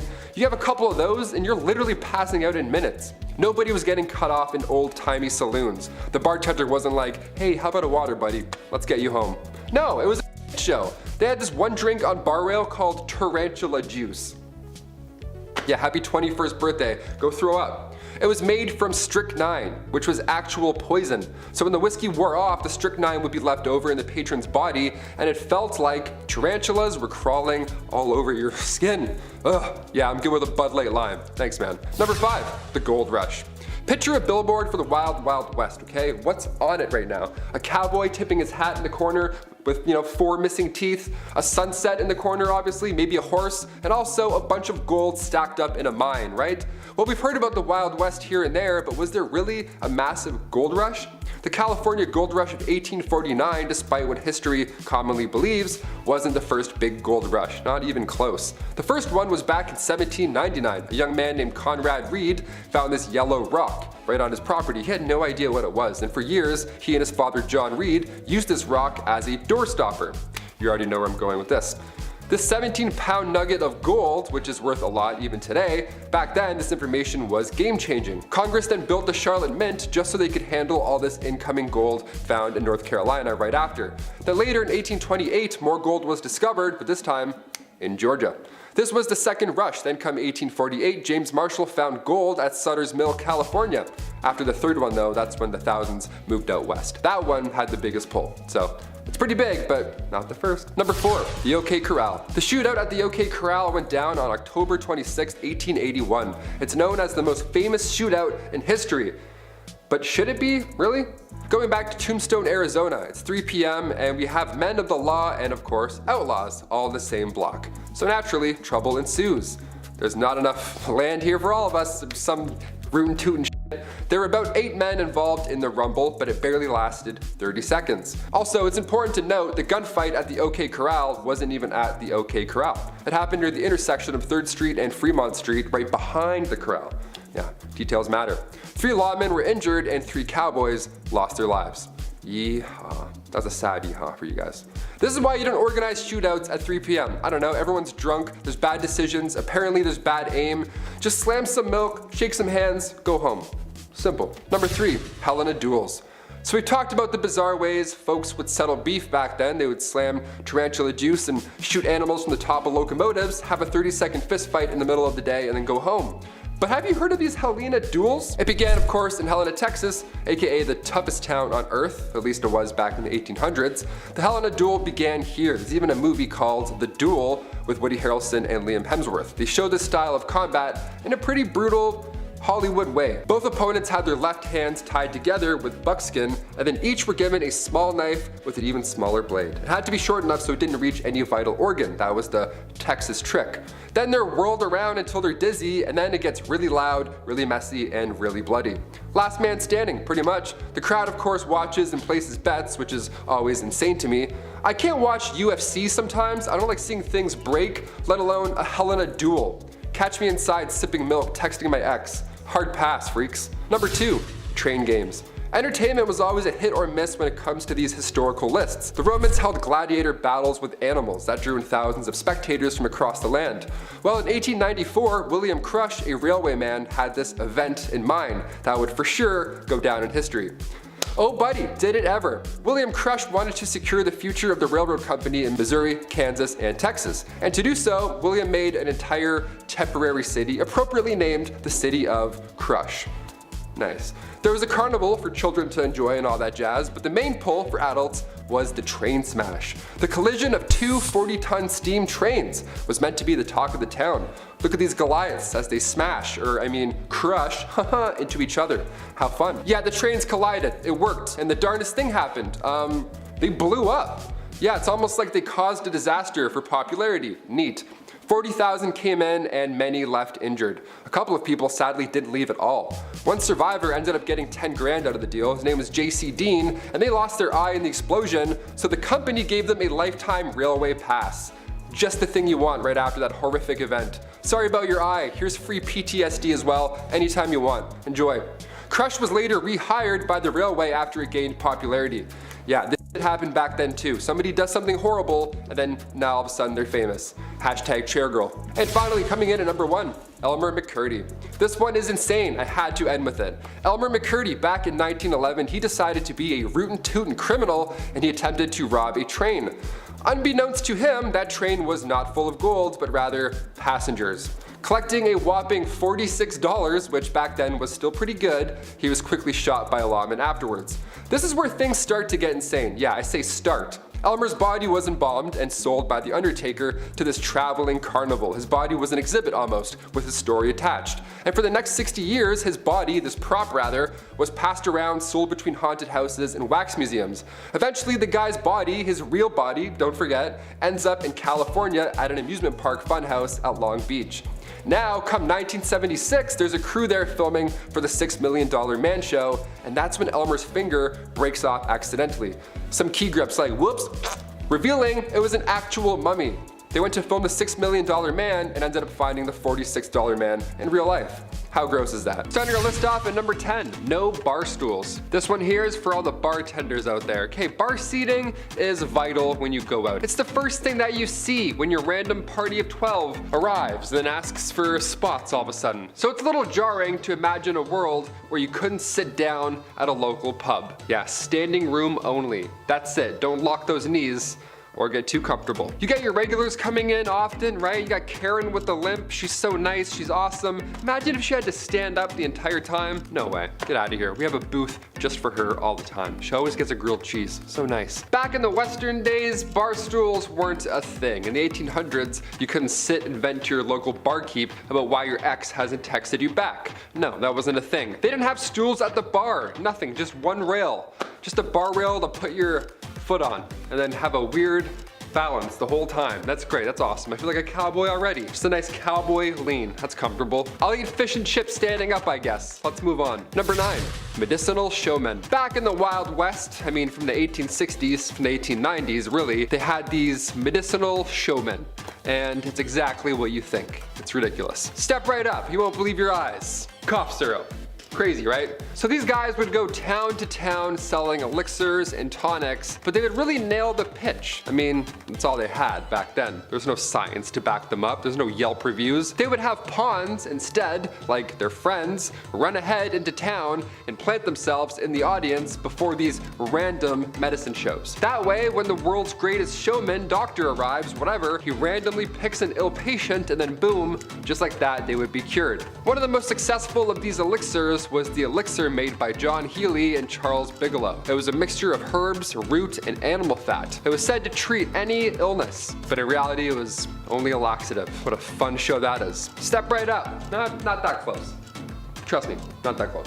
Number 8. Camels? That's right, we're not riding horses, we're riding camels. We got room for 2 people, depending on the amount of humps. I know they have 1 or 2, depending on which. Alright. In 1855, the United States Army decided to import 75 camels into Texas. Yeah, why not? After all, the terrain in the Old West was fairly similar to the Middle East, so I guess it made sense. The camels made supply runs between Camp Verde and San Antonio, but trouble began when an American Civil War broke out.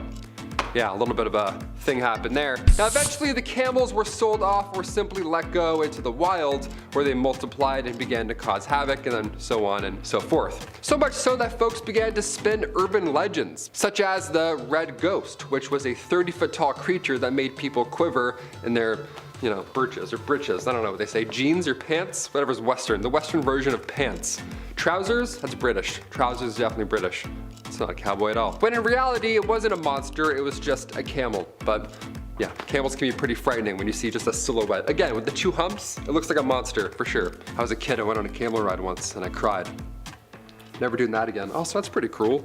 Not riding a camel. Number 7, going the distance. First things first, how much was an IPA back in the 1800s, right? What's this gonna cost? Some beers today are wild. I live downtown Toronto, it's crazy. Every bar I go into, it's insane. It's like $13 to get an IPA. It's like Gary's Rootin' Tootin' IPA. A pint made in-house with his bare feet. Tastes like a cup of nickels. Not a fan of the IPA game. Today we have happy hour specials, wine pairing suggestions to go along with your meal, a lovely wine sommelier to aggressively tell you which bottle to get. But back in the 1850s, saloons would price their drinks depending on how far away you had to travel just to get them. Yeah, what a weird system, right? In the Yukon, for example, their shots of whiskey were 50 cents a pop.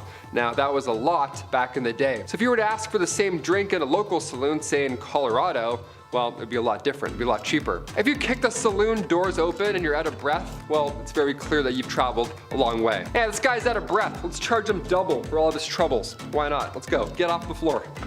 So what up, Bradley? He's like, give me some water. How do they kick open saloon doors? They would just swing right back. They're not ideal doors to kick open. Number 6, missing mines. There's billions of dollars worth of gold just lost at the bottom of the ocean. That's fun. It's out there right now, waiting for you to go and get it. Right after you click that thumbs up and subscribe to our channel.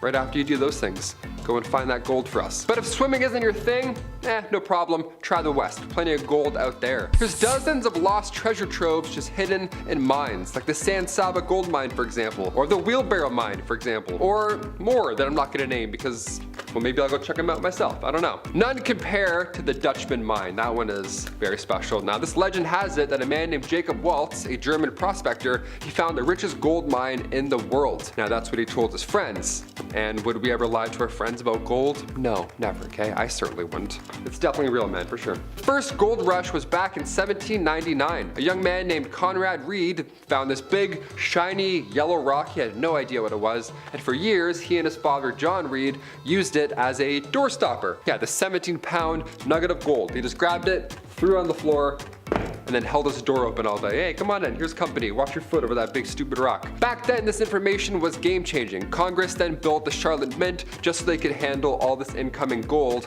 found in North Carolina. Because yeah, people started to catch on how much it was worth. Put that in my pocket, thanks. Number 5. Cowboys and aliens. Here we go. Of course, wouldn't be a Taylor McWaters list. There wasn't any alien nonsense. Long before the Roswell incident in New Mexico, which we've talked about plenty of times here, aliens may have visited us before. Yeah, old cowboy stuff. This report came from 1896, when 2 men in California all reported that 3 alien beings were trying to abduct them. Yeah, it wasn't a sighting. They were trying to like, trying to grab them and take them up. That's terrifying. It's like, take my hat.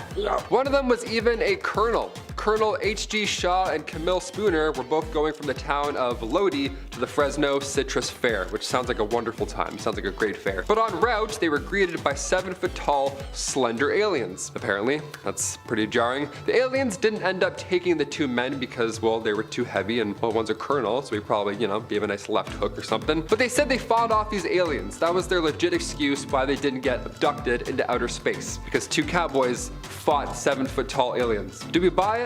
I buy it. I don't know. Why would they make it up, right? They don't know what aliens look like. Nope wasn't out back then. They have no reason to lie. They're just bored, going to a saloon for 4 days. Yeah, it's probably fake. I don't believe it. Number 4, old true crime. If you're going to parody the Wild Wild West, you need a horse, a hat, a big sack with a $sign on it, right? Wasn't it like Bandit Central back then? Weren't there bank robberies on every dusty corner and every dusty town? No, there wasn't at all. That wasn't actually a thing. This wasn't The Town with Ben Affleck. That's not a thing that happened. Bank robberies didn't happen back then at all. In fact, during the Wild West era, officially declared from 1865 to 1900, there were only 8 bank robberies in total. In total, that's it, 8. That many years. Along 15 western states, there were only 8. To put that in perspective, in 2017 alone, there were roughly 4,000 bank robberies in the United States, which is a bit more. Right? Just a little bit more. The first armed robbery ever in history was done by famous outlaw Jesse James and his brother Frank James. This went down in 1866. The gang of outlaws robbed the Clay County Savings Association in Liberty, Missouri. Yeah, they probably got like $14. They're like, woohoo, we're rich. Number 3, kicked by a horse. Here we go. We've heard about this at some point. People are getting kicked off of horses or by horses, around horses, or bulls. That's crazy. I don't know how people run with bulls. But did it actually happen back then? Turns out getting kicked in the head by a horse back in the 1800s was like getting in a car accident today. If you have a horse, the odds are significantly higher. It's probably gonna happen at some point in some way, shape, or form. Bill Pickett just sounds like a Western man already, doesn't it? Bill Pickett was born in the late 1870s, and he invented the bulldogging practice, which, bear with me, sounds a little worse than it is. The practice is to jump from the back of a horse onto a wild steer. It's like, I guess cowboy stuff. There's many that attempted this move, this trick, I don't know, like a trick, like it's a skateboard trick, I don't know. Many attempted this and then they failed. Yeah, it's almost like you can't wrestle a wild animal and easily live to tell about it. Weird, right? I've read it, I've seen some things. But even Bill Pickett himself got trampled and stompled to death in 1932. Holbrook Lynn, a Broadway star from the late 1800s, also met their fate from a horse accident. Imagine that, it's headlines. Malcolm Baldrige Jr., an American politician from the late 80s, rodeo accident. Brutal way to go. These are wild. I did not know about a lot of these. There's so many. Look into them if you want. Such a grim list. Top 10 people that have been killed by a horse. I don't know. Maybe. We'll see. Number 2, business in the front and also the back. I love going to a pub, right? And right as the night begins to decline, a band always appears out of nowhere, right? You're like, yes, there we go. We have a band. Now we're staying for 9 more hours. Let's do it. We have a night. Good or bad, we love a band. Play, shout, I don't care. But bars back in the Wild West, not many bands. Wasn't so fun. Not a lot of jazz going on in those saloons. Not a lot of open mics either in the 1800s. Turns out that's no fun. Back in the 1800s, these saloons were only for business. That was their sole purpose. You come in here, drink something awful, put that weird foot up, and make a deal. The odd time, sure, you'd have poker, dice to be laying around, a piano perhaps. Maybe some jazzy fingers would make their way in and quickly leave, I don't know, but it wasn't common. When saloons first popped up in Wyoming back in 1822, most of the time it was only reserved for lawmen, miners, and gamblers. That's it. So if you walk in thirsty, they're like, gamble, I guess. I don't know. You're gonna have to trick your way in here. And finally, number 1. The gallows. We've mentioned the gallows many times on here before, especially on Bumblebee. It's almost like humans are consistently cruel and awful to others or something. Odd. But when it comes to meeting your fate in the Wild West, well, it sounds horrible to say, but with everything else that we've heard, at least being hanged was fast. Being kicked by a horse and whatever comes afterwards, probably not so quick. And in the case of Tom Blackjack Ketchum, it was a historical death. See, after a train robbery gone wrong, Tom Ketchum was held in prison until his date with the gallows arrived. But while waiting in prison, he gained weight. This guy was eating. He was eating good, apparently. He weighed around 200 pounds by the time of his demise. And dark detail here, but his body was so heavy that when he was finally hanged, his head left his body. It kind of like, you know, it popped off his torso. It's disgusting, but we have to end on that. I can't go from a guy losing his head to like camels. You know what I mean? It doesn't make any sense. Number 10, dead bodies for entertainment. Now, life sure wasn't easy on the frontier. If the dysentery didn't get you, there was always the chance you'd end up staring down the wrong barrel and find yourself in a hastily dug grave. Or, if you were real unlucky, your dead body got stuffed and carried around the country as a sideshow attraction to get folk to spend a nickel to gawk at you. Wasn't too uncommon for sheriffs to pose dead bodies of outlaws like fishing trophies for photos. Imagine that on Wild West Tinder. Elmer McCurdy was one of the last famed outlaws who, after a failed train heist, found himself buying the farm at the hands of lawmen after a $46 take. McCurdy's body was taken from coroners by someone who claimed to be a friend, but really all they did was sell him across the country to circuses, carnivals as the body of an outlaw that you could come pay a nickel to see. Eventually, McCurdy would end up in a Long Beach, California, where a TV show being filmed was using an amusement park as a backdrop. Set designers were moving a prop mummy in the haunted house, only to discover that the prop wasn't too much of a prop at all, but was the stinking corpse of the no-good varmint Elmer McCurdy. He would end up getting himself a proper burial after 66 years. Hey, you think your job's hard? Feller was working 66 years after dying. It's a living or dying. Number 9, cowboy shows. Is there anything more iconic than the cowboy? The symbol of American freedom, manliness, and all things that made the West.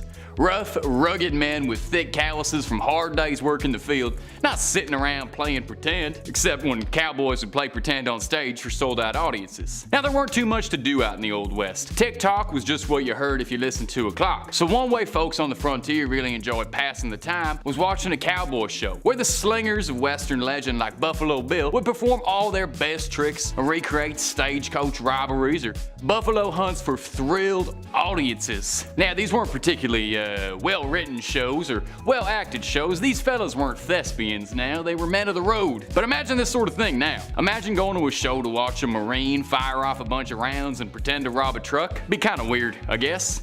But that's what you do when no one's invented the internet. You get up to some pretty weird stuff. Number 8.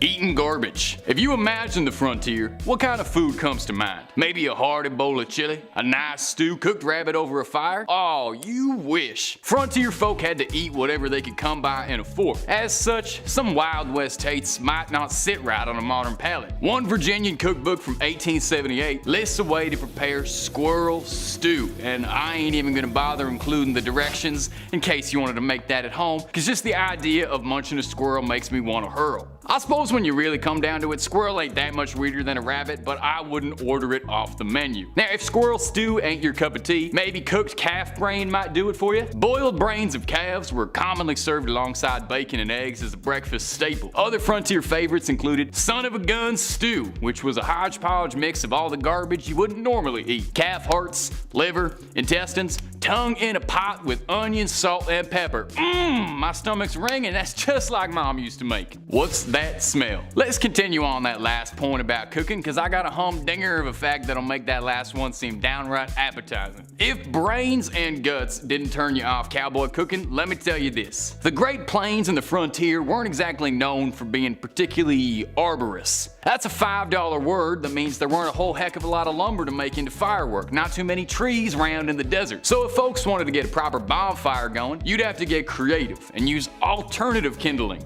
namely feces. Lots and lots of buffalo crap. Now, if you're still watching this video and you ain't clicked out, let me keep explaining. It sounds horrifically disgusting, and I certainly would not recommend you use feces should firewood be available. But by all accounting, prairie chips, as they call them, were plentiful, easy to find, and worked real well as kindling. They were quick and hot, and allegedly didn't smell half as bad as you think, but I'll take their words for it. I would not be surprised none at all if life on the frontier didn't burn their sense of smell. Living in a mining town was expensive. Now this might surprise you, but working in a mine in a mining town wasn't particularly a good time. It wasn't just awful and hazardous to your health, making your lungs black as midnight on a moonless sky, but it was also affecting your wallet. In fact, living in a mining town was more expensive than it was to live in modern day Silicon Valley, and cowboys don't even have the luxury of Uber Eats. You had to wrestle up all that food yourself. You think inflation's affecting your grocery bill now? During the gold rush, real shucksters would price gouge on everything. If your town was getting hit by that gold rush and prospectors were swarming on in, general stores would raise the price on everything to crazy degrees.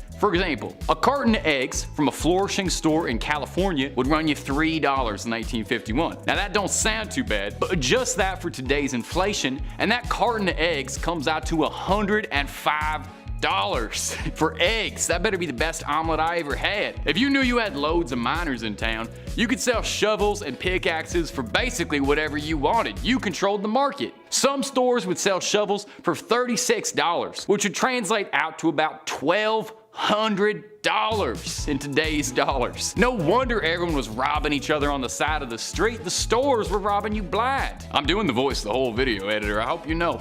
The real number 5, medicine shows.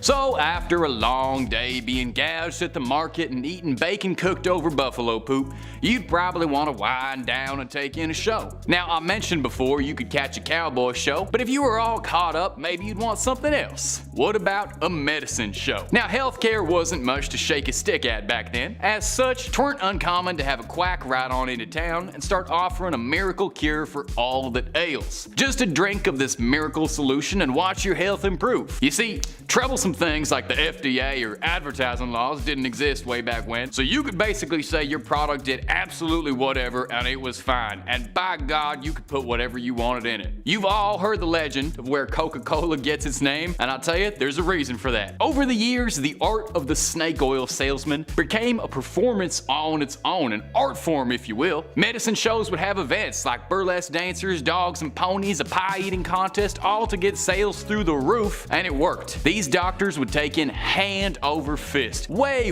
easier making money than robbing a train. You just gotta rob people blindly and tell them that you're helping them. Number 4, watching a hanging. Johnny Cash shot a man just to watch him die once. If only he'd known that you could just head on out town square to watch a man die, could have saved himself those Folsom Prison blues. In fact, I never understood why he was complaining about Folsom Prison. He put himself in there. It wasn't uncommon back then out in the frontier for a sheriff to try and swing folk into a good mood to try and make light of a bad situation. Supposedly it boosted morale around town if you watched an outlaw hanging from a tree. And dark as this is, it was a bit of a practical thing. There weren't nearly enough lawmen to stretch across the frontier, so if someone was causing trouble, oftentimes it was a little easier to string them up and sort all that business out later. Crowds would love this too. It might seem a bit grim to you and me, but this would be a whole family affair. You'd bring everybody out to come hurl insults and throw vegetables at a local horse thief, and it was less like an execution and more like a sport, you know? Good fun for the whole community that brings everybody together. Number 3,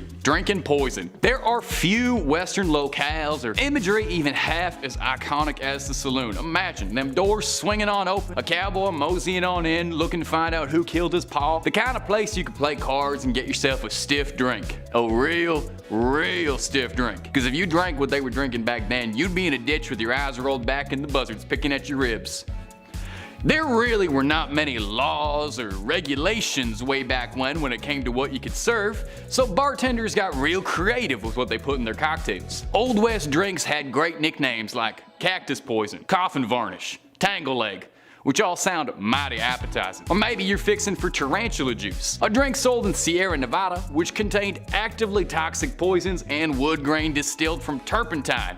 Goes down easy with a little bit of a kick. Of course, drinking this wouldn't just have you feeling silly, but it would also give you a sensation that you had things crawling through your skin, muscle spasms, lockjaw, but hey, it's still better than drinking Mountain Dew. Number 2, crooks were celebrities. Celebrity worship ain't nothing new to the United States.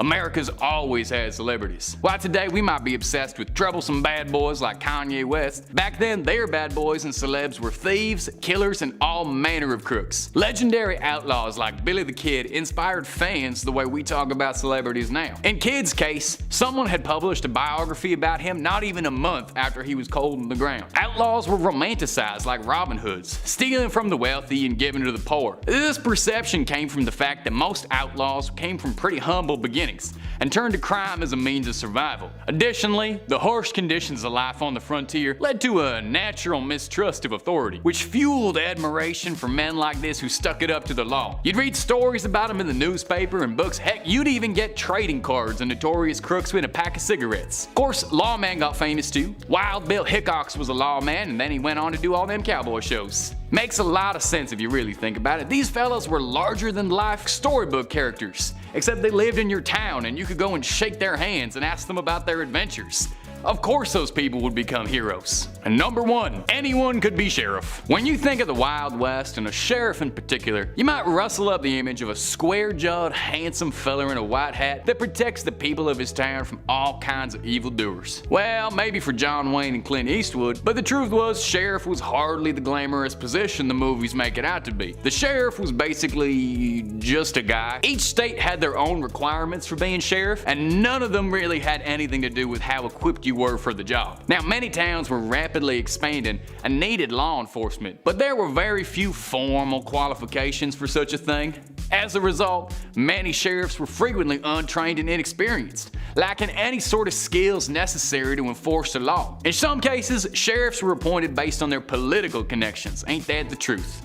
Which led to all kinds of corrupt folk taking on the role of sheriff and using that power to benefit themselves. Heck, there weren't even rules about criminal records. You could very likely have a convict as your sheriff. In one infamous case in Bannock, Montana, their town's sheriff was allegedly running a conspiracy gang of stagecoach thieves on the side as a part-time gig from looking after the town.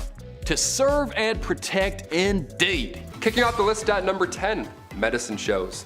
Nowadays, medical shows are fascinating. Dr. Pimple Popper, I can weirdly watch that all day. There's something about animal rescues, home renovations, or chiropractic adjustments, I can never be bored. So back in the Wild Wild West, the 1860s to the 1890s, they had medicinal showmen. Yeah, these guys would go town to town, of course selling elixirs and tonics, but they would really nail this pitch. They would have pawns run ahead and plant themselves in the audience for these random medicine shows. That way when the world's greatest showman doctor arrives, he randomly picks an ill patient and then boom, just like that, they would be cured.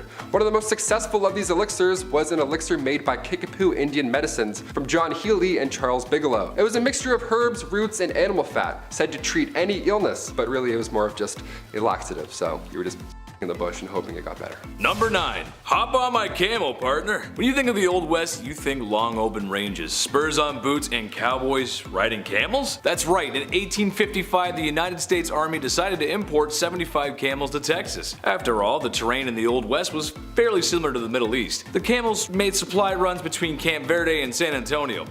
But trouble began when the American Civil War broke out. Eventually the camels were sold off or simply let go into the wild, where they multiplied and began to cause havoc.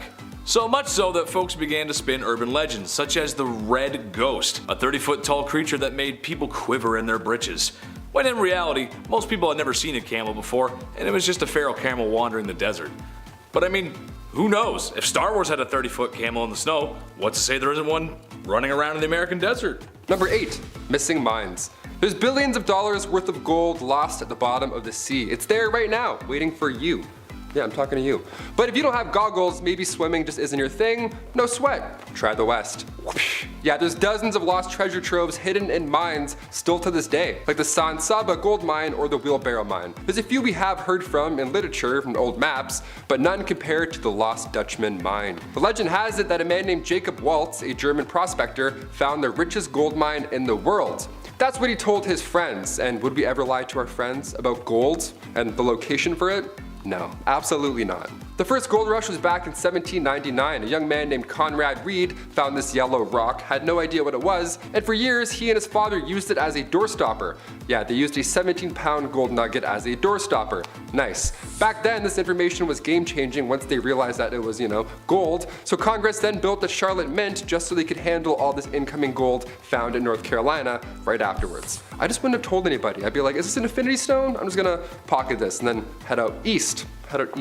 Number 7. Sideshow Crook. Elmer McCurdy was no different in life than any other bandit at the time. What makes McCurdy so unique is in his afterlife. McCurdy met his end on October 7, 1911, after local sheriffs tracked him down from a botched robbery. McCurdy was taken to an undertaker and prepared for burial. Unfortunately, no one came to claim the lonesome bandit. Not getting paid for his services, the undertaker began to display McCurdy as a sideshow attraction, charging patrons a nickel to view the bandit. The attraction became popular enough to draw the attention of carnival promoters, who offered multiple times to purchase the mummified crook, but were all denied. As the years went on, McCurdy changed hands from multiple sideshow attractions and museums.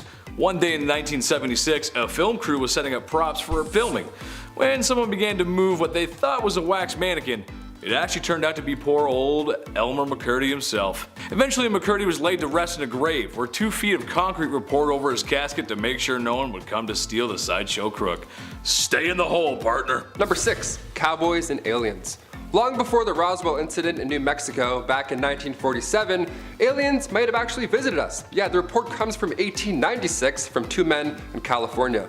They reported that 3 alien beings were trying to abduct them. Were these just cowboy pranksters? Maybe they had a few shots of whiskey from the saloon? No, one of them was a colonel. Colonel H.G. Shaw and Camille Spooner were going from the town of Lodi to the Fresno Citrus Fair, which honestly sounds like a wonderful time, just saying that. But en route, they were greeted by 7-foot-tall, slender aliens. Yeah, the aliens didn't end up taking the 2 men because they were too heavy. These aliens were too thin and weak. Legit, that was the reason. They just couldn't grab them and take off. So they got back into their spaceship and they took off. How embarrassing is that? Hit the gym, E.T. Number 5. Romeo and Juliet. What's it a name that which we call a rose? Any other word would smell as sweet? It's often said that art imitates life, but sometimes life can be stranger than fiction, and oftentimes really similar. The Hatfield and McCoys were 2 feuding families in the time of the Old West, whose hatred of one another runs deep. The most serious issues being family members removed, Old West style, by the opposite family, and in one case, a court battle over the ownership of a barnyard pig. But perhaps the best story to come of this feud is the love affair of John C. Hatfield and Rosanna McCoy. The 2 lovers met and instantly fell in love with each other, their families instantly disapproving of their newfound love. Similar to William Shakespeare's Romeo and Juliet, the star-crossed lovers story ends in tragedy. After multiple attempts to rekindle their love, including a daring rescue organized by Rosanna to free John C. from her own family, their love never resparked, and John C. went on to marry her cousin. It's said that poor Rosanna died of a broken heart. He loves me not. He loves me, he loves my cousin? Number 4. Bank robberies. If you're going to parody the Wild Wild West, you need a horse, you need a hat, and you need a big sack with a $sign on it. Apparently, wasn't it like Bandit Central? Weren't there bank robberies on every dusty corner in every dusty old town? No, there actually was very little, in fact. Bank robberies didn't happen that often back then. In fact, during the Wild West era, officially declared from 1865 to 1900, there were only 8 bank robberies in total. To put that in perspective, in 2017 alone, there were around 4,000 bank robberies in the United States. So it got a lot worse after the Wild Wild West. Now we're on like Wild Wild Wild, it's like 17 wilds at this point. The first armed robbery ever in history was done by famous outlaw, you may have heard of them, Jesse James and his brother Frank. This was in 1866. The gang of outlaws robbed the Clay County Savings Association in Liberty, Missouri.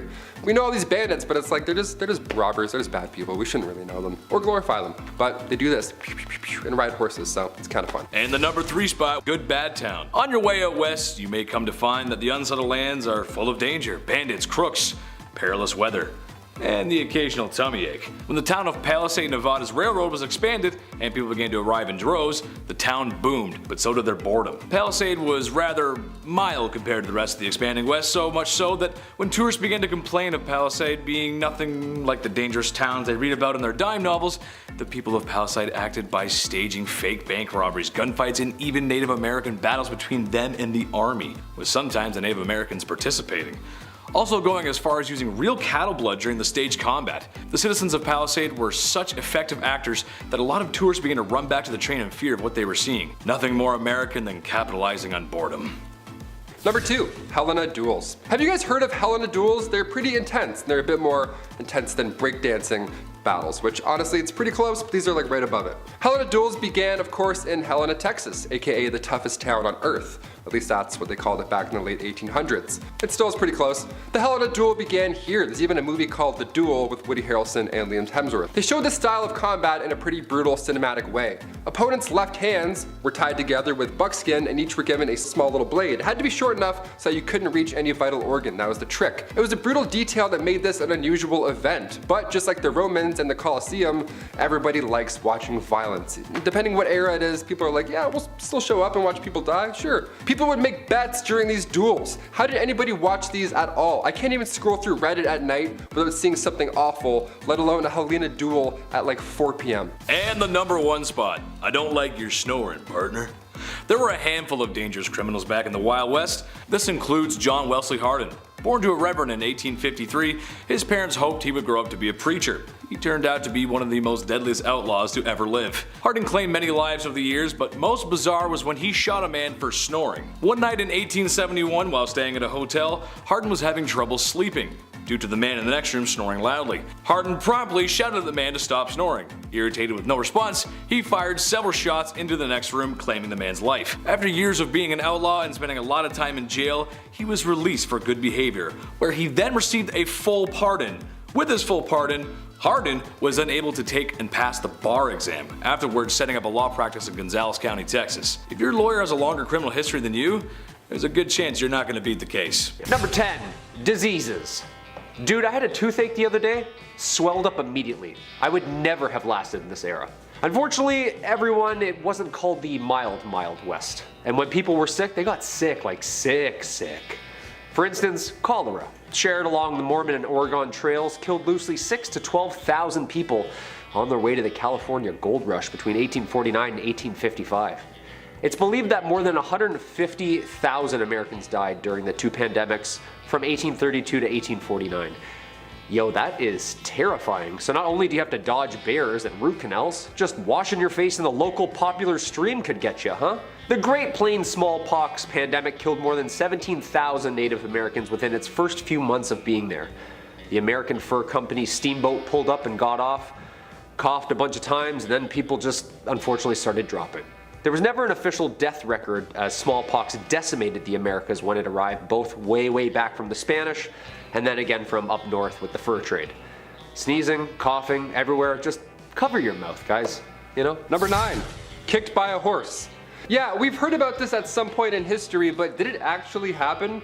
Like how often was somebody just and then that's it? Turns out getting kicked in the head by a horse back in the 1800s was like getting in a car accident. It happened pretty often, my friends. Yeah, it's pretty sad. Bill Pickett, just sounds like a Western man right off the hop. Bill Pickett was born in the late 1870s. He invented something called the bulldogging practice, which is to jump from the back of a horse onto a wild steer. Yeah, like your Woody from Toy Story, just doing a heist, just jumping from one thing and leap into the other. Crazy. While your hat's still on your head, somehow. No idea. And there's many that attempted this and ultimately failed. Yeah, you can't wrestle a wild animal and then live to tell about it often. I've read it. Yellowstone National Park is apparently a hotspot. This guy sends me a link the other day. Yellowstone National Park. Man gored in front of family. I'm like, okay. But even Bill Pickett himself got trampled and stomped to death in 1932. Holbrook Lynn, a Broadway star from the late 1800s, also met their fate from a horse accident. Malcolm Baldrige Jr., an American politician from the late 80s, rodeo accident. Yeah, brutal way to go. Number 8, wildlife. The Wild West was a pretty harsh time. If you were lucky enough to enjoy some peace and quiet away from the saloons and bathhouses and spend some time outdoors with the family, well, then you had to be pretty careful. I mean, I guess most of the time people were outside, you know, fresh air, birds chirping, and of course an array of vicious and deadly predators, overpopulated and hungry. Dude, the grizzlies are named after the grizzlies, right? Like imagine all those horses you had to wrangle, or the gators of the south just waiting for you to take a leak. Or pecked to death by these huge birds of prey. If you didn't have a rifle on you, something could get you. And that's all during the day. At night, laying on the ground on like a rolled up t-shirt, scorpions and coyotes. What were the bugs like? No muskole back then, just waking up stung to absolute by everything with legs? Don't even get me started on the snakes. Living in your boots or hat? I'm a pretty outdoorsy guy, but god damn. Number 7, the gallows. We've mentioned the gallows many of times here on Bumblebee. It's almost like humans are consistently cruel throughout history or something like that. Odd. When it comes to meeting your fate in the Wild West, it sounds horrible to say, but with the rest of this list coming up, at least being hanged was fast. You know what I mean? And in the case of Tom Blackjack Ketchum, it was historical in a historically awful way. After a train robbery gone awry, or as I've said for 10 years, awry, Tom Ketchum was held in prison until his date with the gallows arrived. But while waiting in prison, this man gained weight. The guy was eating good. He weighed around 200 pounds by the time of his demise. And dark detail here, but his body was so heavy when he was hanged that his head just kinda, you know, I don't wanna say anything here on YouTube, but like his head, that's all I'll say, just. Number 6, topicals. If we know anything about doctors from history, is that sometimes they didn't get it right. Most of the time, super helpful, and then like sometimes, yeah, I have a cough, here's some ammonia. Come on, you can trust me. Just call me Doc. You know what I mean? Doctors in the mid 1800s, wild west times were just like jarring and bottling everything up. Everything had a remedy. There were coaches that would just sell topicals and ailments. Hair loss? Here you go. Sore legs? Here you go. Tuberculosis? Ooh, yeah, sorry son, that's gonna kill you. We don't have a cream for that one. And tons of painkillers, of course, like opiates, morphine. Everyone's running around jonesing with cold sweats. Basically, you could just pull up to a remedies wagon and ask for either cocaine syrup or cannabis fluid or opium needles and be on your way. Every elixir, cure, and potion. This time literally went from medieval root canals to widespread vaccines in like 60 years. Pain leaves for headaches? Ooh, I'll take that one, please. Number 5, weather. Weather, you wanna believe it or not. Try again. Back in the 1800s, obviously weather was a major factor, as it is today. Hailstorms, lightning, high winds. When you're a cowboy, this all sucks even more, honestly. Especially the opposite, when it's dry and humid for weeks at a time. Check this out. Wooden wagon wheels would actually shrink because of the heat. So they had to be soaked overnight just to prevent the iron rims from falling off during your commute during day hours. Yeah, it was so dry the wagon wheels needed water. Yeah, sorry I'm late, my wagon wheels were a little thirsty. Yeah, I had to wait for them to soak up some fun. I can't even drive a car downtown without having a panic attack today, let alone rubbing axle grease on my dry lips, waiting for my wheel to drink water. Number 4, gangs. If you've played the Red Dead Redemption series, then you've probably held up a train or two. Some of the posses that were famous at the time actually did that though, and weren't so nice about it. The American West was made up of criminal outfits, usually a gang or a posse, involving members who would just live and ride and rob together with. Jobs were scarce, and it seemed that it was just a little easier to just demand what you want and then enjoy the birth of all the media attention after, making some, quote, famous. An obsession, the cowboy culture, the outlaw criminal. Some of them include Billy the Kid's gang, the High Fives gang, and the Oklahombres. That's a good one. Artists were getting better at the time, and people were sketching wanted lists for local sheriffs. These posters would be calling cards for these guys. they kept them, put them in their pockets as souvenirs. Charles E. Bowles, also known as Black Bart, held up a total of 28 stagecoaches without ever being caught, and even had the reputation of being a gentleman about it too, emptying strong boxes but never actually shaking down the passengers. There were even reports that he would even leave verses of poetry behind. Guy's a smooth criminal, huh? Number 3, the night after. I'm sure the Wild Wild West was wildly lonely. Definitely, this isn't news. Like Kyle said, we've played Red Dead Redemption, just wandering around alone. Sometimes you need more than a train heist, right? Sometimes you need love. Even if you have to pay for it with railroad bonds or whatever. Saloons have all the things a lone traveler could want, including STIs. Great, how much is, great, debit. We'll just pay for all this in one swift tap, I guess. The famous Wild Bill Hickok, okay? He had a rough go. Guy had some troubles after a few saloons, okay? He was dipping around in a few bars and yeah. Alexander Fleming wasn't born until 5 years later in 1881, so penicillin wasn't around to save any cowboys at this time. Number 2, battles. The archetype of the Old West period is generally accepted by historians to have occurred between the end of the American Civil War in 1865 till about 1890. The American frontier, also known as the Wild West, is the geography, history, folklore, and culture associated with the American expansion mainland that settlers started in the 17th century and ended in 1912. This era, giving rise to the expansionist attitude known as manifest destiny, which was the belief that Americans were supposed to travel and expand west. But with that came a lot of conflict. You can't just waltz in and throw up a house when someone else lives there already, you know? Years of warring tribes and bands, colonist battles, ego-filled duels, and the aggressive pillaging of land stolen took countless number of lives. Yeah, countless, like we'll never actually know the accurate number. Roughly 750,000 lives were lost in the Civil War.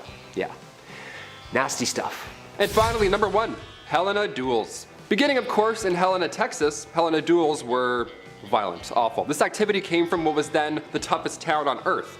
And again, this is back in the late 1800s, so what that even means, I can't even compare. The Helena duel began here. There's even a movie called The Duel with Woody Harrelson and Liam Hemsworth.